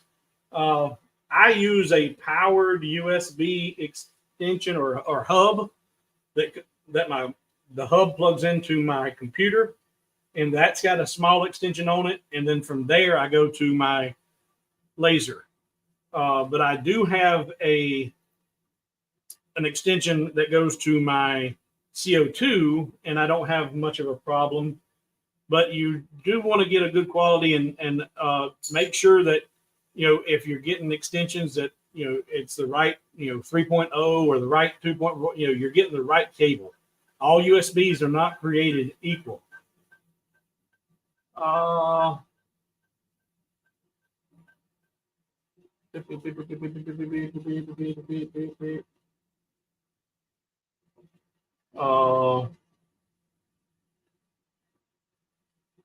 And Norman says he uses an extension on a non-powered hub, and it seems to work okay. And it also could come down to which laser you have. How lasers not all equal, cords are not all equal. No, Roly does not give the coordinates for the pins of the floor. How did you find them? I found them simply by trial and error. Not a lot of trial and error.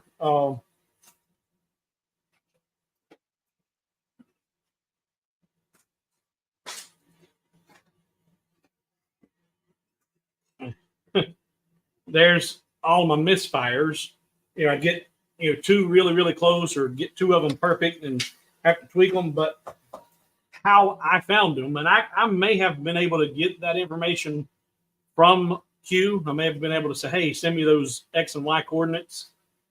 But all I did was, with the honeycomb out, like you see it, lowered the laser down fairly close to the pins and enabled fire so I could see the laser fire at the pin and just move using the move buttons, the control board, until I got that laser beam directly over that pin location. And then in Lightburn, you have, let's see here, Lightburn, go to the right one. Let's see, I need to go here and go here. Up here in the top left corner is your XY position of your laser. If you're moving the laser around, I'm taking that back. It's not there.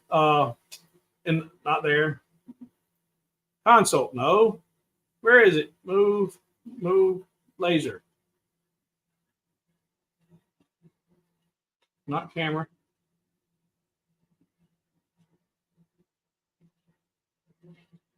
I think it's in the move. Right now, it's not going to show me because the laser is actually working, I guess. But on the move tab, there's an option up here. It'll show you your X and Y coordinates, your current location. And we'll look at it again when this job finishes.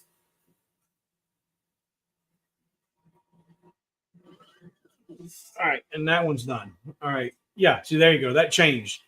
So right there, if I was to take, and in fact, right now, my laser just moved up here out of the way. If I tell it to get position, right there is where my laser's at right now. There's the crosshairs, and it's currently at 393X and 377Y. So I moved the laser using my move controls over here to get my laser right over that pin, and then drew I think it was a 3.5 millimeter circle to engrave it on. So it's a really good snug fit. You have to pry it on and pry it off. But I did that for each of the pin locations and found the perfect location for that. And no, a camera doesn't really help because the camera, if the camera is calibrated correctly, the camera is calibrated so that when it's looking at this height up here, but it's actually going to be 2 or 3 inches below that, so it's not going to be calibrated correctly. So the camera would not help you with that particular situation. Yeah, it's on the move tab, but you couldn't see that whenever the laser was doing its thing. All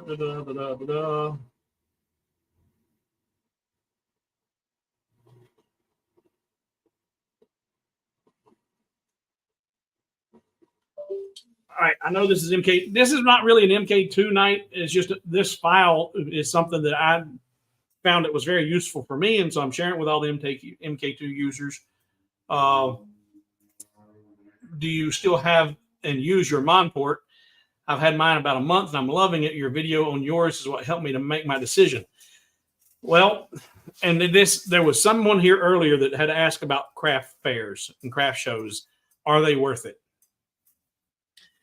If I was doing production work, if I was doing a lot of production work to where I needed to crank out lots of stuff very fast, then I'd be using the CO2.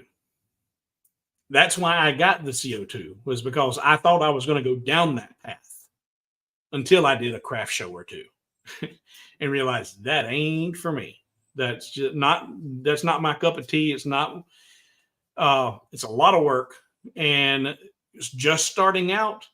It takes you quite a while to build up enough of an inventory to present at craft fairs and craft shows that, if you did them weekly, yeah, you might start to see a return on your investment. But it takes a long time to get enough stuff built up to actually have a presentation at a craft show. And I get too much enjoyment out of designing, and not that hurry up and make something, go set up, they've got them down there for $3. I don't want to hear that. they've got them down there out of cork for $3. Mine's out of Baltic birch. This costs 5 times much more money just to buy the material. I don't have time for that. I don't deal well with ignorance anymore. So craft shows are not for me. If I was doing production work, I'd be using the CO2. I'm not. So the only time I turn on my CO2 now is when I'm dealing with acrylic.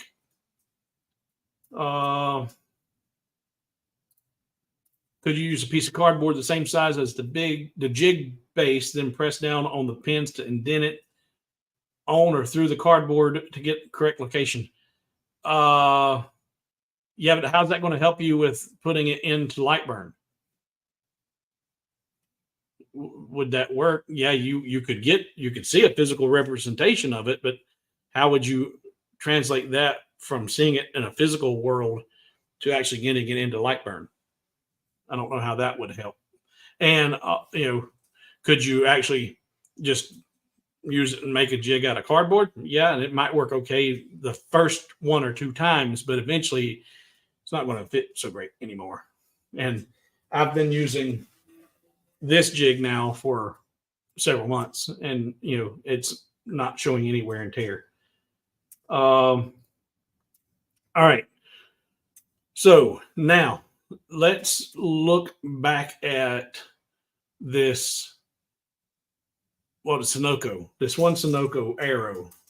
And I like, and you've seen me using, in fact, I didn't do it on this one. I did it on something the other day. I forget now. I used the offset fill. I use offset fill quite a bit. Patrick uses offset fill quite a bit.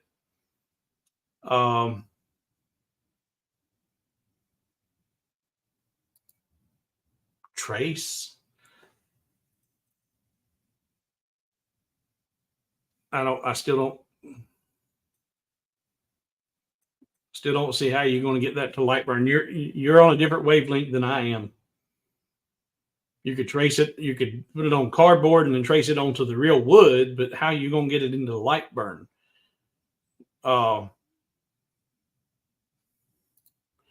What camera do you use for your tour videos and live stream? Tour videos and live stream? The live stream cameras, these here, I honestly don't even know. They're just a low cost, cheap camera that I got off Amazon. And I don't know what you mean by the tour videos. Don't know what that. You use the offset fill for the dinosaur. Yeah. My main reason for the CO2 is because of acrylic. Yep. But so far I'm enjoying the small. Yeah. That only time I use it is for the acrylic. Oh, you're not tour. So for my videos and live stream, it's just a cheap webcam that I got off of Amazon. And, honestly, I could stand to be something nicer because, yeah, I'm going there. I'm going to Sunoco sign. Squirrel.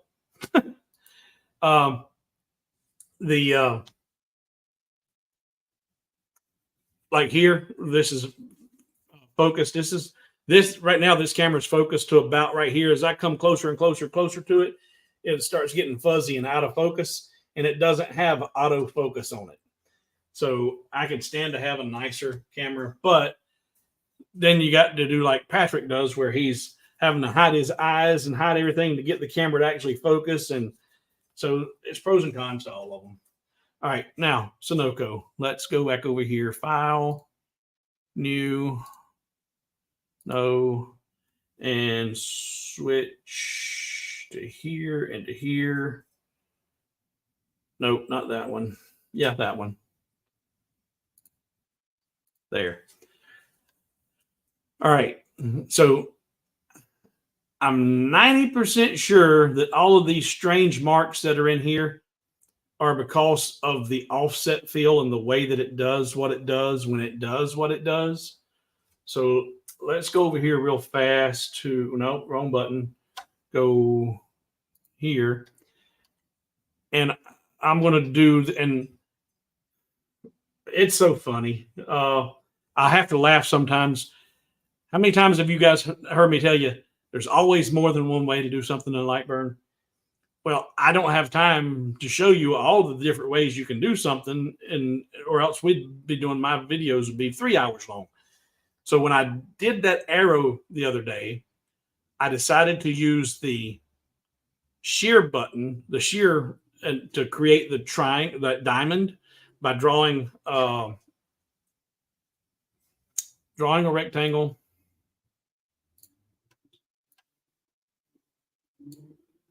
putting in line mode, and then using the shear button to create the diamond that I wanted. And that's just one way that I could have done that. Another way that I could have done it was to come down here with the polygon tool, draw out holding my shift key and draw a perfect polygon, and then use my shape properties, to make it a triangle. Then say Control D, duplicate it, then mirror that, and then move it up. Select on both, Alt Shift, not that one, Alt Shift V, undo, Alt Shift V, and then weld it. And there's a diamond as well. There are so many different ways you can draw these shapes. And Matthew, I'll show you how to draw a star here in a minute, but I want to show them this really unique offset feel. So let's rotate that. And that right there would have been the perfect diamond. But to draw the arrow,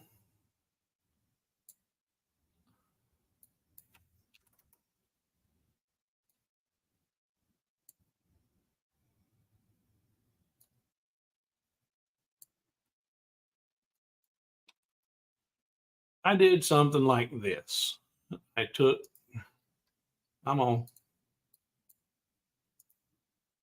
Convert it to a path, show me the nodes, insert a middle node and a middle node, and then move those down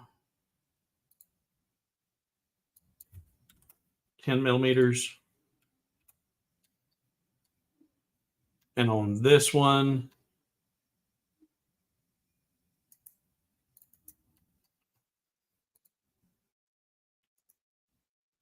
convert to a path, show me the nodes, insert a middle node, delete that one, and oops, I didn't mean to do that, but that's okay. All I got to do is just delete it. And there's my point.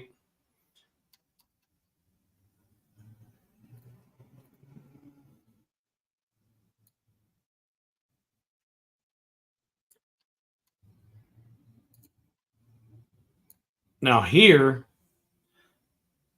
in fact, I'll show you we'll do this kind of quick. We'll weld this,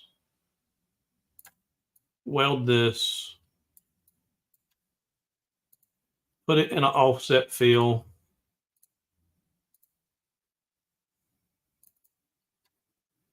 Set it to 20 lines per inch and go look at the preview.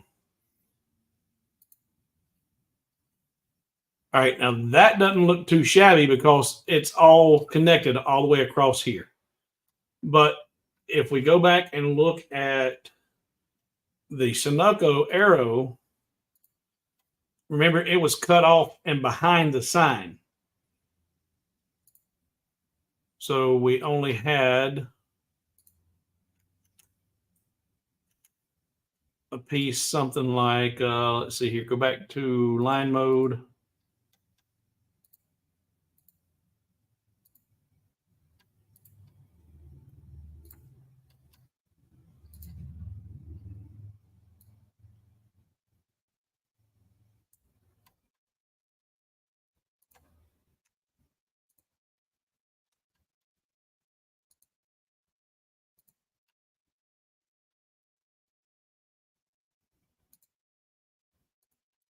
So you had two pieces, something like that. And if you look now at that in an offset fill,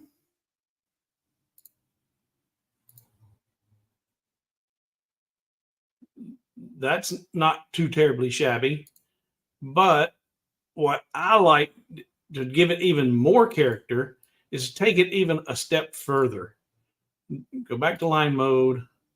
I'm going to come down here. I'm going to ungroup those so I can work with this by itself. And I'm going to do a offset fill inward, 2 millimeters. Say okay. Then I'm going to draw a rectangle. Doesn't really matter. I'm going to put it in the middle, about the size. I'm just going to use this as a cut tool. Align it to its horizontal, not there, the horizontal center. Come on, there and there, horizontal center. What's going on, Pickle?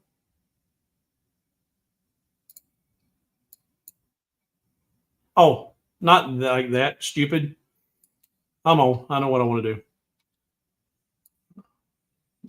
There. All right, and now I'll use that and go to my Boolean tools, Boolean assistant, and I'm going to get half of that right there. Say okay. And now I'm going to Control D, duplicate it, and mirror that over.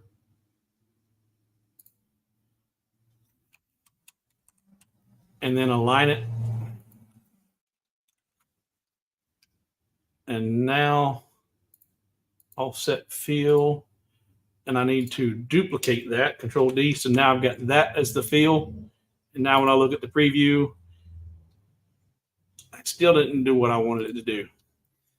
My brain has shut down.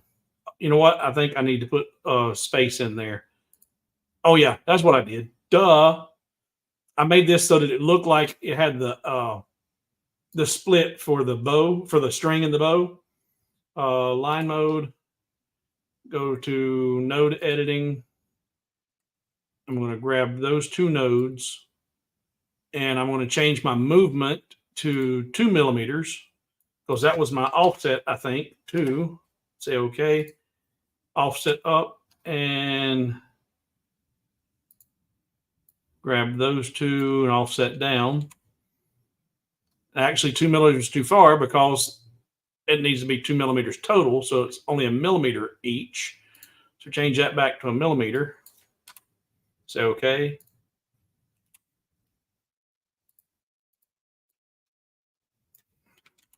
There we go. And if you wanted to, these are a little bit askew. You could actually select both of those, go to node editing, grab up, didn't want to do that, undo that. Grab both of those, and now hold my control and my arrow button and start moving those up. And that's going to make it more, get a little more. That's going to be closer to 2 millimeters there and there and there. Offset fill. Preview. Oh, and then you got to have a line after fill too. Offset fill, add a line after fill.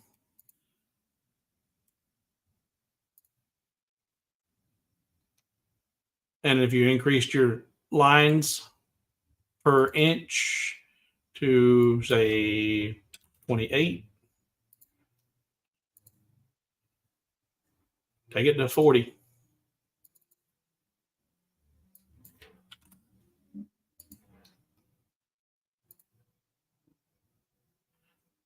So now you can start, you can create, by creating a fenced in area for those offset fills to work and help guide that offset fill, you can really create some really unique designs in and of itself using that offset fill.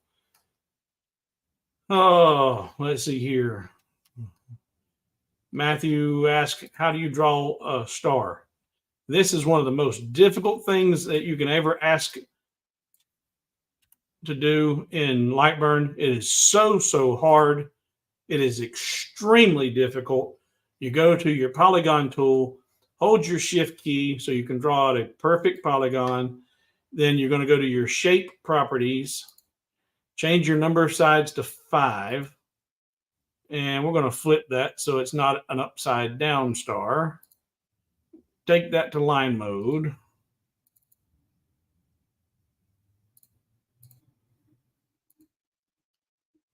Now you can grab your pencil tool, come right here to the corner, crosshairs, start drawing a line. To that, you get your crosshairs, get your crosshairs, get your crosshairs, get your crosshairs, and one more time. Now delete your perfect pentagon, select this entire thing, go to offset, do a 0 offset, delete the original, and there you have a star. That's one of the most difficult things you can ever do in Lightburn. So take your time. It's very simple. Very simple.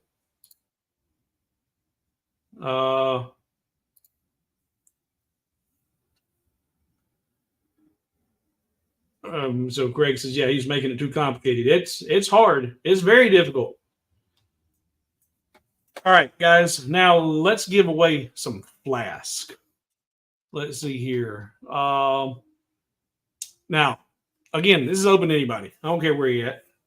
But this says Hobo Nation Thirst Aid.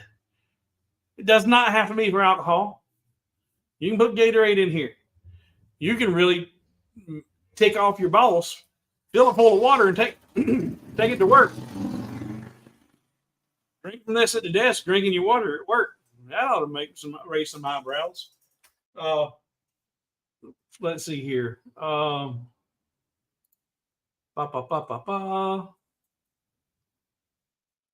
right. Flask.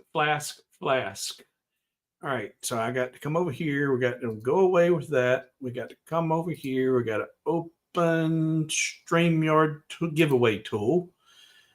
All right, choose the live stream. That's that one. And we're going to do hashtag Hobo Nation, all one word. Hobo Nation, and let's see here. That's what you're looking for right there. Hobo Nation. Y'all getting ahead of yourself thinking it was going to be hashtag Flask. It's not. Hashtag Hobo Nation. That's what you need to put in for your opportunity to win one of 3 of these leather wrapped Flask Hobo Nation Flask. Oh man, what day? Today's Saturday. I'm still confused about, and Patrick, I haven't seen him in here. I'm guessing he's gone. I thought they were live tonight. I'm happy that Patrick was here. Just don't know what was going on there. And actually my throat's really getting dry and parched from it's now 2 hours and 20 minutes, and we're closing this up. So we're going to partake of the pineapple. And again, if you weren't here for the recipe for this, this is extremely simple. 1 can of unsweetened or no sugar added cubed pineapple. 1 quart of the pure premium Revenuers Reserve Moonshine. See, now that's focused. If I get it close enough to the camera, it's not focused anymore. But that's the premium or the non-flavored. And this is 101 proof. So if you don't want to go to the trouble of ordering you some Revenuers Reserve, You can get grain alcohol in your ABC store or your local liquor store. But I use 1 can of cubed pineapple, 1 cup of sugar, and 1 freshly squeezed lemon. Put it in there and you shake, shake, shake, shake, shake, shake, shake, shake. And then put it in the refrigerator. And then you shake it every day for 30 days.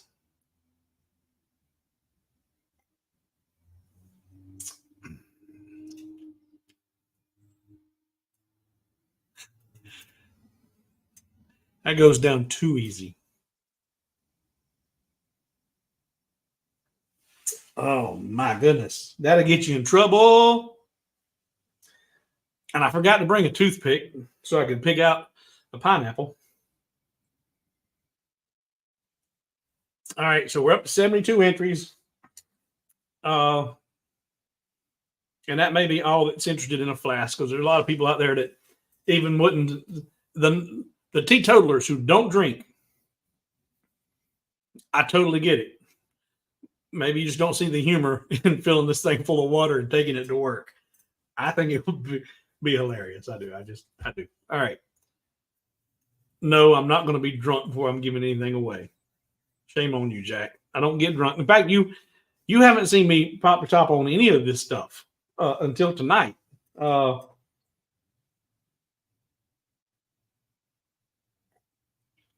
Yeah, Mike, it's making me grin like a possum because, boy, this is good.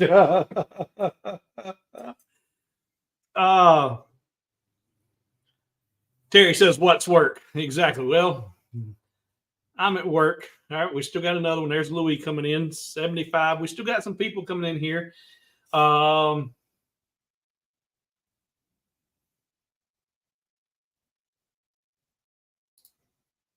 the pineapple ferments for 30 days. Yeah. Yeah. And if it at least 30 days before you start drinking it, at least. And then you can have a piece every once in a while, but I'm probably going to try and, because I've got enough left here to do 1 more quart. I'll probably use the same pineapple a second time and see, does it work for a second batch, or do I need to do new pineapple each time? But then after a second batch of fermenting, that pineapple will put you on your butt.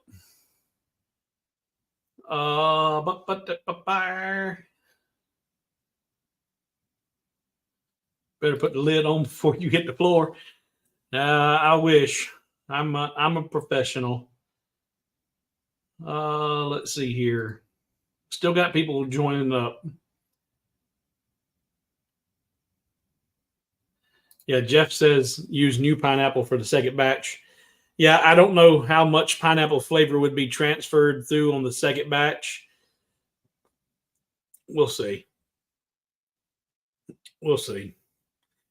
All right, we're up to 77 entries. I'm going to go ahead and we're going to draw for the first one.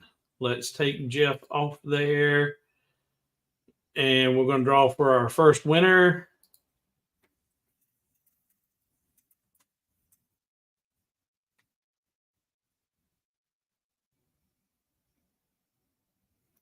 Ed Newman. Ed Newman is our first winner. And I'm going to write this down here. Ed, you need to send me a email at hobowithwood@gmail.com. hobowithwood@gmail.com. Ed Newman.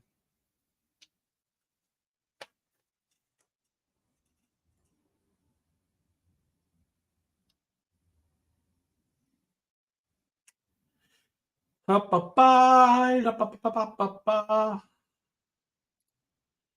you drain the pineapple juice before putting it in the jar? Yes. I drained it, but I didn't rinse it. I drained it, but I didn't rinse it. And it is no sugar added to the pineapple. It's just pure pineapple. Drain it, then dump that into the jar. So you got a little bit of pineapple juice, not much, because I'm not rinsing it and drying it. Just drain it all out and then dump the can in there. 1 cup of sugar, fresh squeezed lemon, and marinate. Marinate. And I did put it in the refrigerator for 30 some odd days, shaking it each day. All right, so let's see here. We're at 80 entries. Ed Newman was our first winner. Let's take that off and switch back over here. We'll draw again.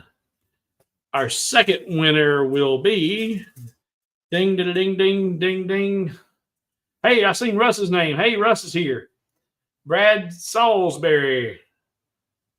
Congratulations, Brad. You are the second winner. And wrong button. There we go. Write you down, Brad. Brad.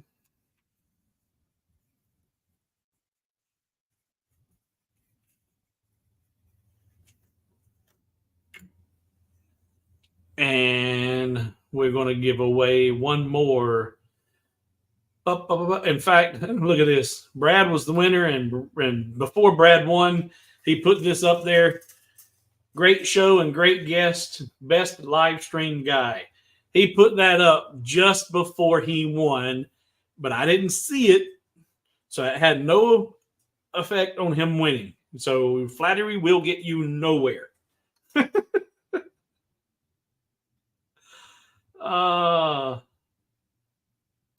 Yeah, don't drain it. Drink it. Yeah, if you can get fresh pineapple, that's even better. If you can get fresh, that's even better. I might have had that option, but I'm too lazy to cut it, core it, all that. So I just went with a can of chunk, Dole chunk, unsweetened. Yep. Look at that. See? You're welcome, sir. You're welcome, sir. hobowithwood@gmail.com. hobowithwood@gmail.com.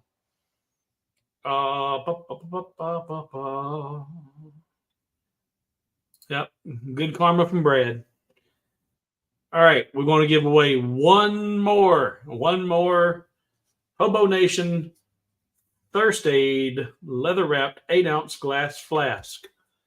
So last call. We're this is not flattery. Love your live stream. So entertaining. Man, you know, I'm a nut. That's what I was looking for. I was looking for some more entries there. We got another one there. Chuck's coming up. I'm going to give it just a few more seconds and see if anybody else wants to jump in for this third one. I didn't know what to think about. I didn't know how tonight was going to go. I'm actually extremely thrilled that John stuck around as long as he did. I didn't know how long he was going to be here. We got another entry. The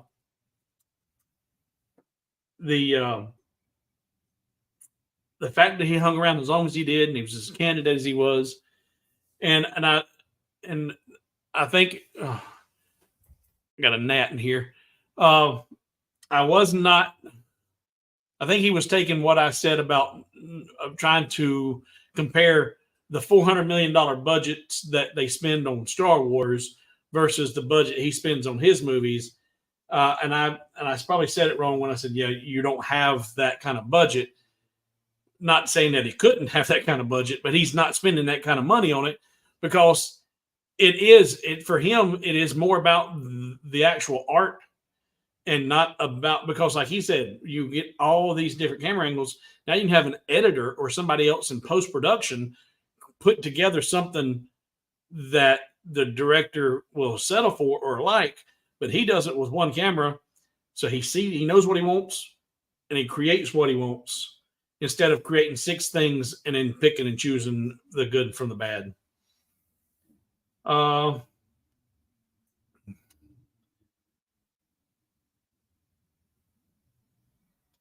And I don't know what you guys are talking about. And next, pink elephants. I don't know what y'all are talking about. No, there's a gnat flying around in here. They ain't no. I'm not seeing things or pink elephants. Y'all are funny. Y'all get out of here. No, there was a net, and I honestly, I'm pretty sure this is what was attracting them because it's, you know, fruit does. It's going to draw them in. Yeah, Brandon, there it is, right there. If I can catch it, I'll show it to you. Oh, I caught it. All right. I'm gonna put the lid on this.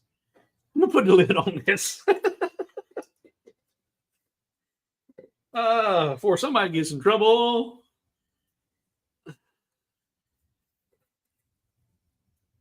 Right. All right. So we're up to 83 entries. We're going to do our final drawing here. All right. Yeah, it's potent, Terry, but it's good. Oh my God, is it good? Last drawing for the night. Our third and final winner is going to be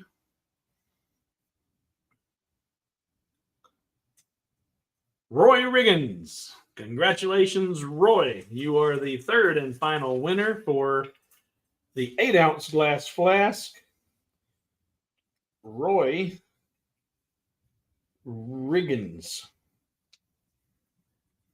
All right, Roy, hobowithwood at gmail.com. Hobowithwood at gmail.com. In fact, let's go over here and change a couple of things. Let's see.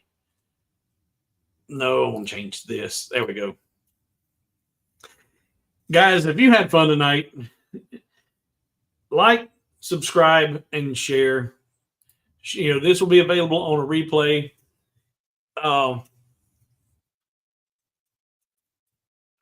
You know, I really like John. I really like what he's doing. And I really want to support him and all of his efforts and what he's got going on because he's doing it on his own. He's, you know, Hollywood's kind of said, they turned their back on him. He said, I don't need this. I'll do my thing. You do your thing. And I would really love if you guys would go over to johnschneiderstudios.com/store.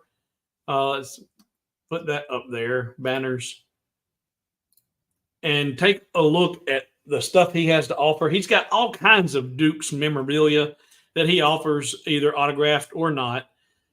But when was the last time you went to the movies? If you and your wife or you and your significant other, you and your husband go to the movies, you're going to spend probably $15 each on a ticket. It's $30. Then you're going to spend, $15, $20 at least at the concession. You're going to spend nearly $50 going to see a single movie at the theater. Sitting in a movie theater with a bunch of people, a sticky floor possibly, maybe it's comfortable, maybe it's not. A big blockbuster hit is kind of nice to sit there and listen to all the sound effects and the great sound systems and all that. But I have not been to a movie theater since pre-COVID. I haven't been to the movies since pre-COVID. I now stream everything. I feel like I got a nice enough system at home, and I can watch what I want when I want, and it's a fraction of the cost. $50 to go out for a couple at the movie theater. You can buy nearly every one of those movies we talked about tonight. If you're not worried about getting the autographed, but I got all of mine. All of mine are autographed. The hat was autographed right there until I didn't even think about it. This is where I grabbed it, take it on and off. And after a while, I wore the autograph off. But all of the movies I've got are all autographed. And I just think it's cool. It's, I got these there at the studio, but you can get them online, and you can practically buy every one of the movies we talked about for what it cost you to go see 2 movies, you and your other. And now you want to own these, you better watch them as much as you want. And if you email me a copy of your receipt from John Schneider Studios, if you spend $60 at John Schneider Studios, I'll give you a coupon for $30 off of digital goods from Hobo with Wood. Get half your money back. Now, if you're a patron and you're already getting all your stuff now for free anyway from Hobo with Wood, kind of, you're out there. But But this is to really entice folks that have not gone to Hobo with Wood and bought any files. You can go get you some really good entertainment, and you get half off on the files, or you get half your money back to spend on files at hobowithwood.com. It's been fun. It's been real. It's been real fun. 100 of you still here. It's 2.5 hours. We're not going 5 hours tonight.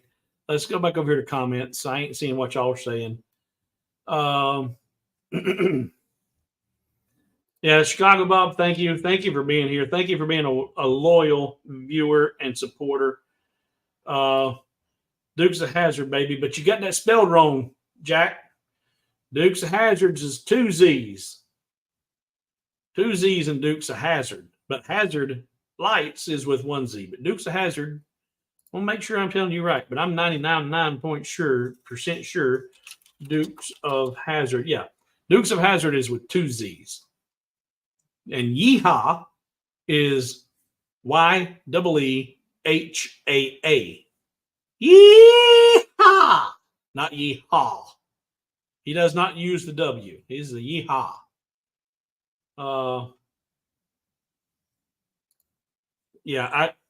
And Gene, you're another real regular. Thank you. Thank you for coming and watching and hanging out. I don't do I don't do a roll call at the beginning of my live streams. I know just about everybody does. Everybody will go down through there and say, "Hey, we got such and such from here and here and here and there." I don't do that. Not typically. And a lot of that is they're just trying to buy time, and that's why I told John not to show up at least until 30 minutes into it. That way, give a lot of the stragglers time to get here.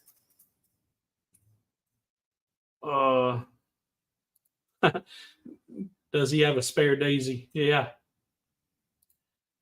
All right, everybody stop.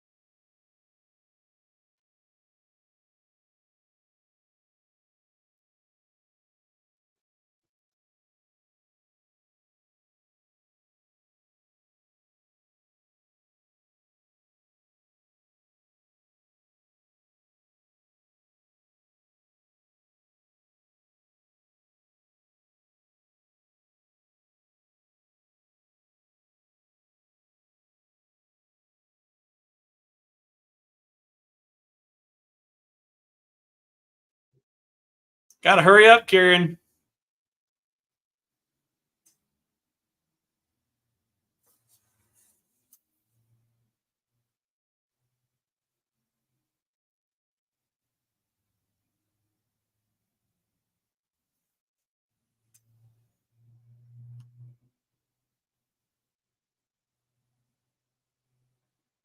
Get the paperwork done.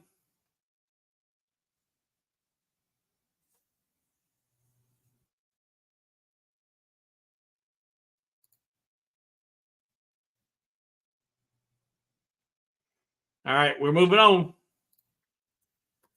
Jeffrey says he hasn't been to a theater since Good Morning Vietnam. Well, I seen your comment, but I didn't see the Good Morning stand out because it wasn't capitalized. And at first I thought you hadn't been to a theater since Vietnam. I was like, wow, that's been a while.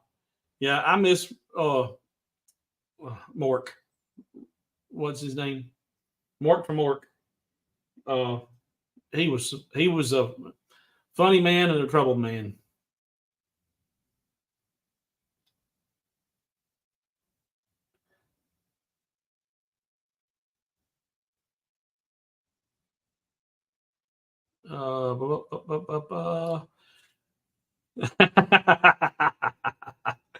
No, she said I had to pause.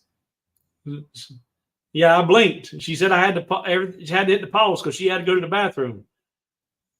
Yep. Oh, wait a minute. She said, no, I was talking about it in the movie theater. Oh, yes. Yeah, there you go. You'd rather sit at home because you can hit the pause button instead of missing out on something when you go to the bathroom. Yeah, I thought you said you needed me to pause because you needed to go to the bathroom. So I paused for you. I'm sorry. And Jeff says 8 people dropped out. All right. Yeah, Robin Williams. Yeah. I really liked just about everything he did. You know, but they say some of the most funny and entertaining people are some of the most troubled. You know, Jim Carrey's gone through quite a bit. Yeah, no. All right, guys. As usual, we're gonna hang this thing up. Brother. Yeah, now I tell you, Tennessee,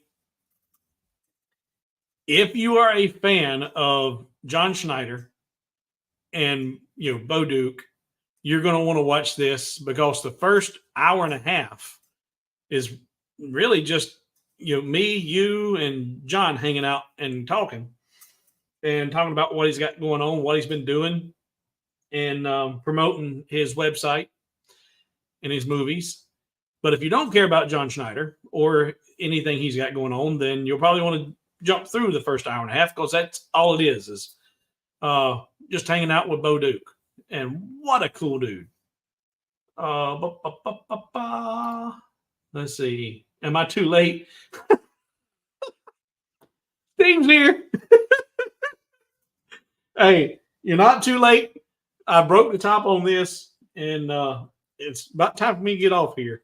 But yeah, you missed a good one. If I know you're Yankees, I don't know how you feel about the Dukes of Hazzard and the good old boys.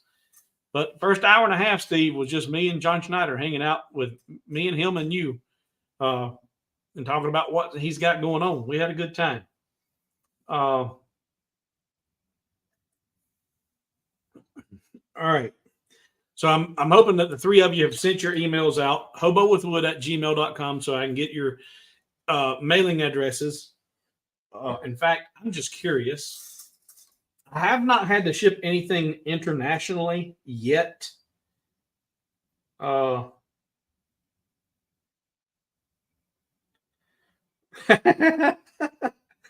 I got the text just now from John. Says, "Hey, my friend, I'm walking back from the restaurant," and he was in San Antonio at this time. Headed back to the room so I can get on the phone. I may be a tiny bit late. Yeah, that's okay. We're good. We made it. We made it all good. I'm curious. I'm going to look at the emails and see where you guys are at. Hey, Roy, you're just down the road.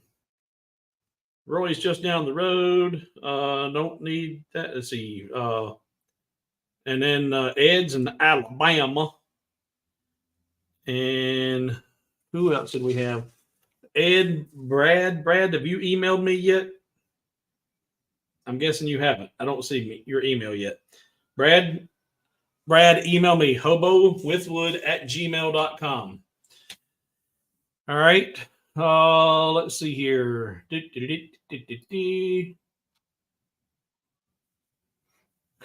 No. We're not doing that again. We are not doing that again. Besides, whenever you may not have been in the stream, Steve, yet, but I misunderstood what someone said. That she said that she needed to hit the pause so that she could go to the restroom. Well, I interpreted that as she needed us to pause while she left to go to the restroom. So I just said, okay. And then froze. And Jack said about 8 or 9 people just dropped off because they thought the stream froze. Okay. Brad says he's in Massachusetts. He's emailing. All right. So still no internationals. All right. And then being that it's tonight, it was a 9 p.m. Time slot. most of those guys in the Eastern Hemisphere are already in bed or not watching. That's why we do the 3 p.m. is so that they have an opportunity to participate live. So I've gotten all the information I need from everybody. Everybody, I hope you had a good time. I'm going to do as usual. I'm going to hit the end stream.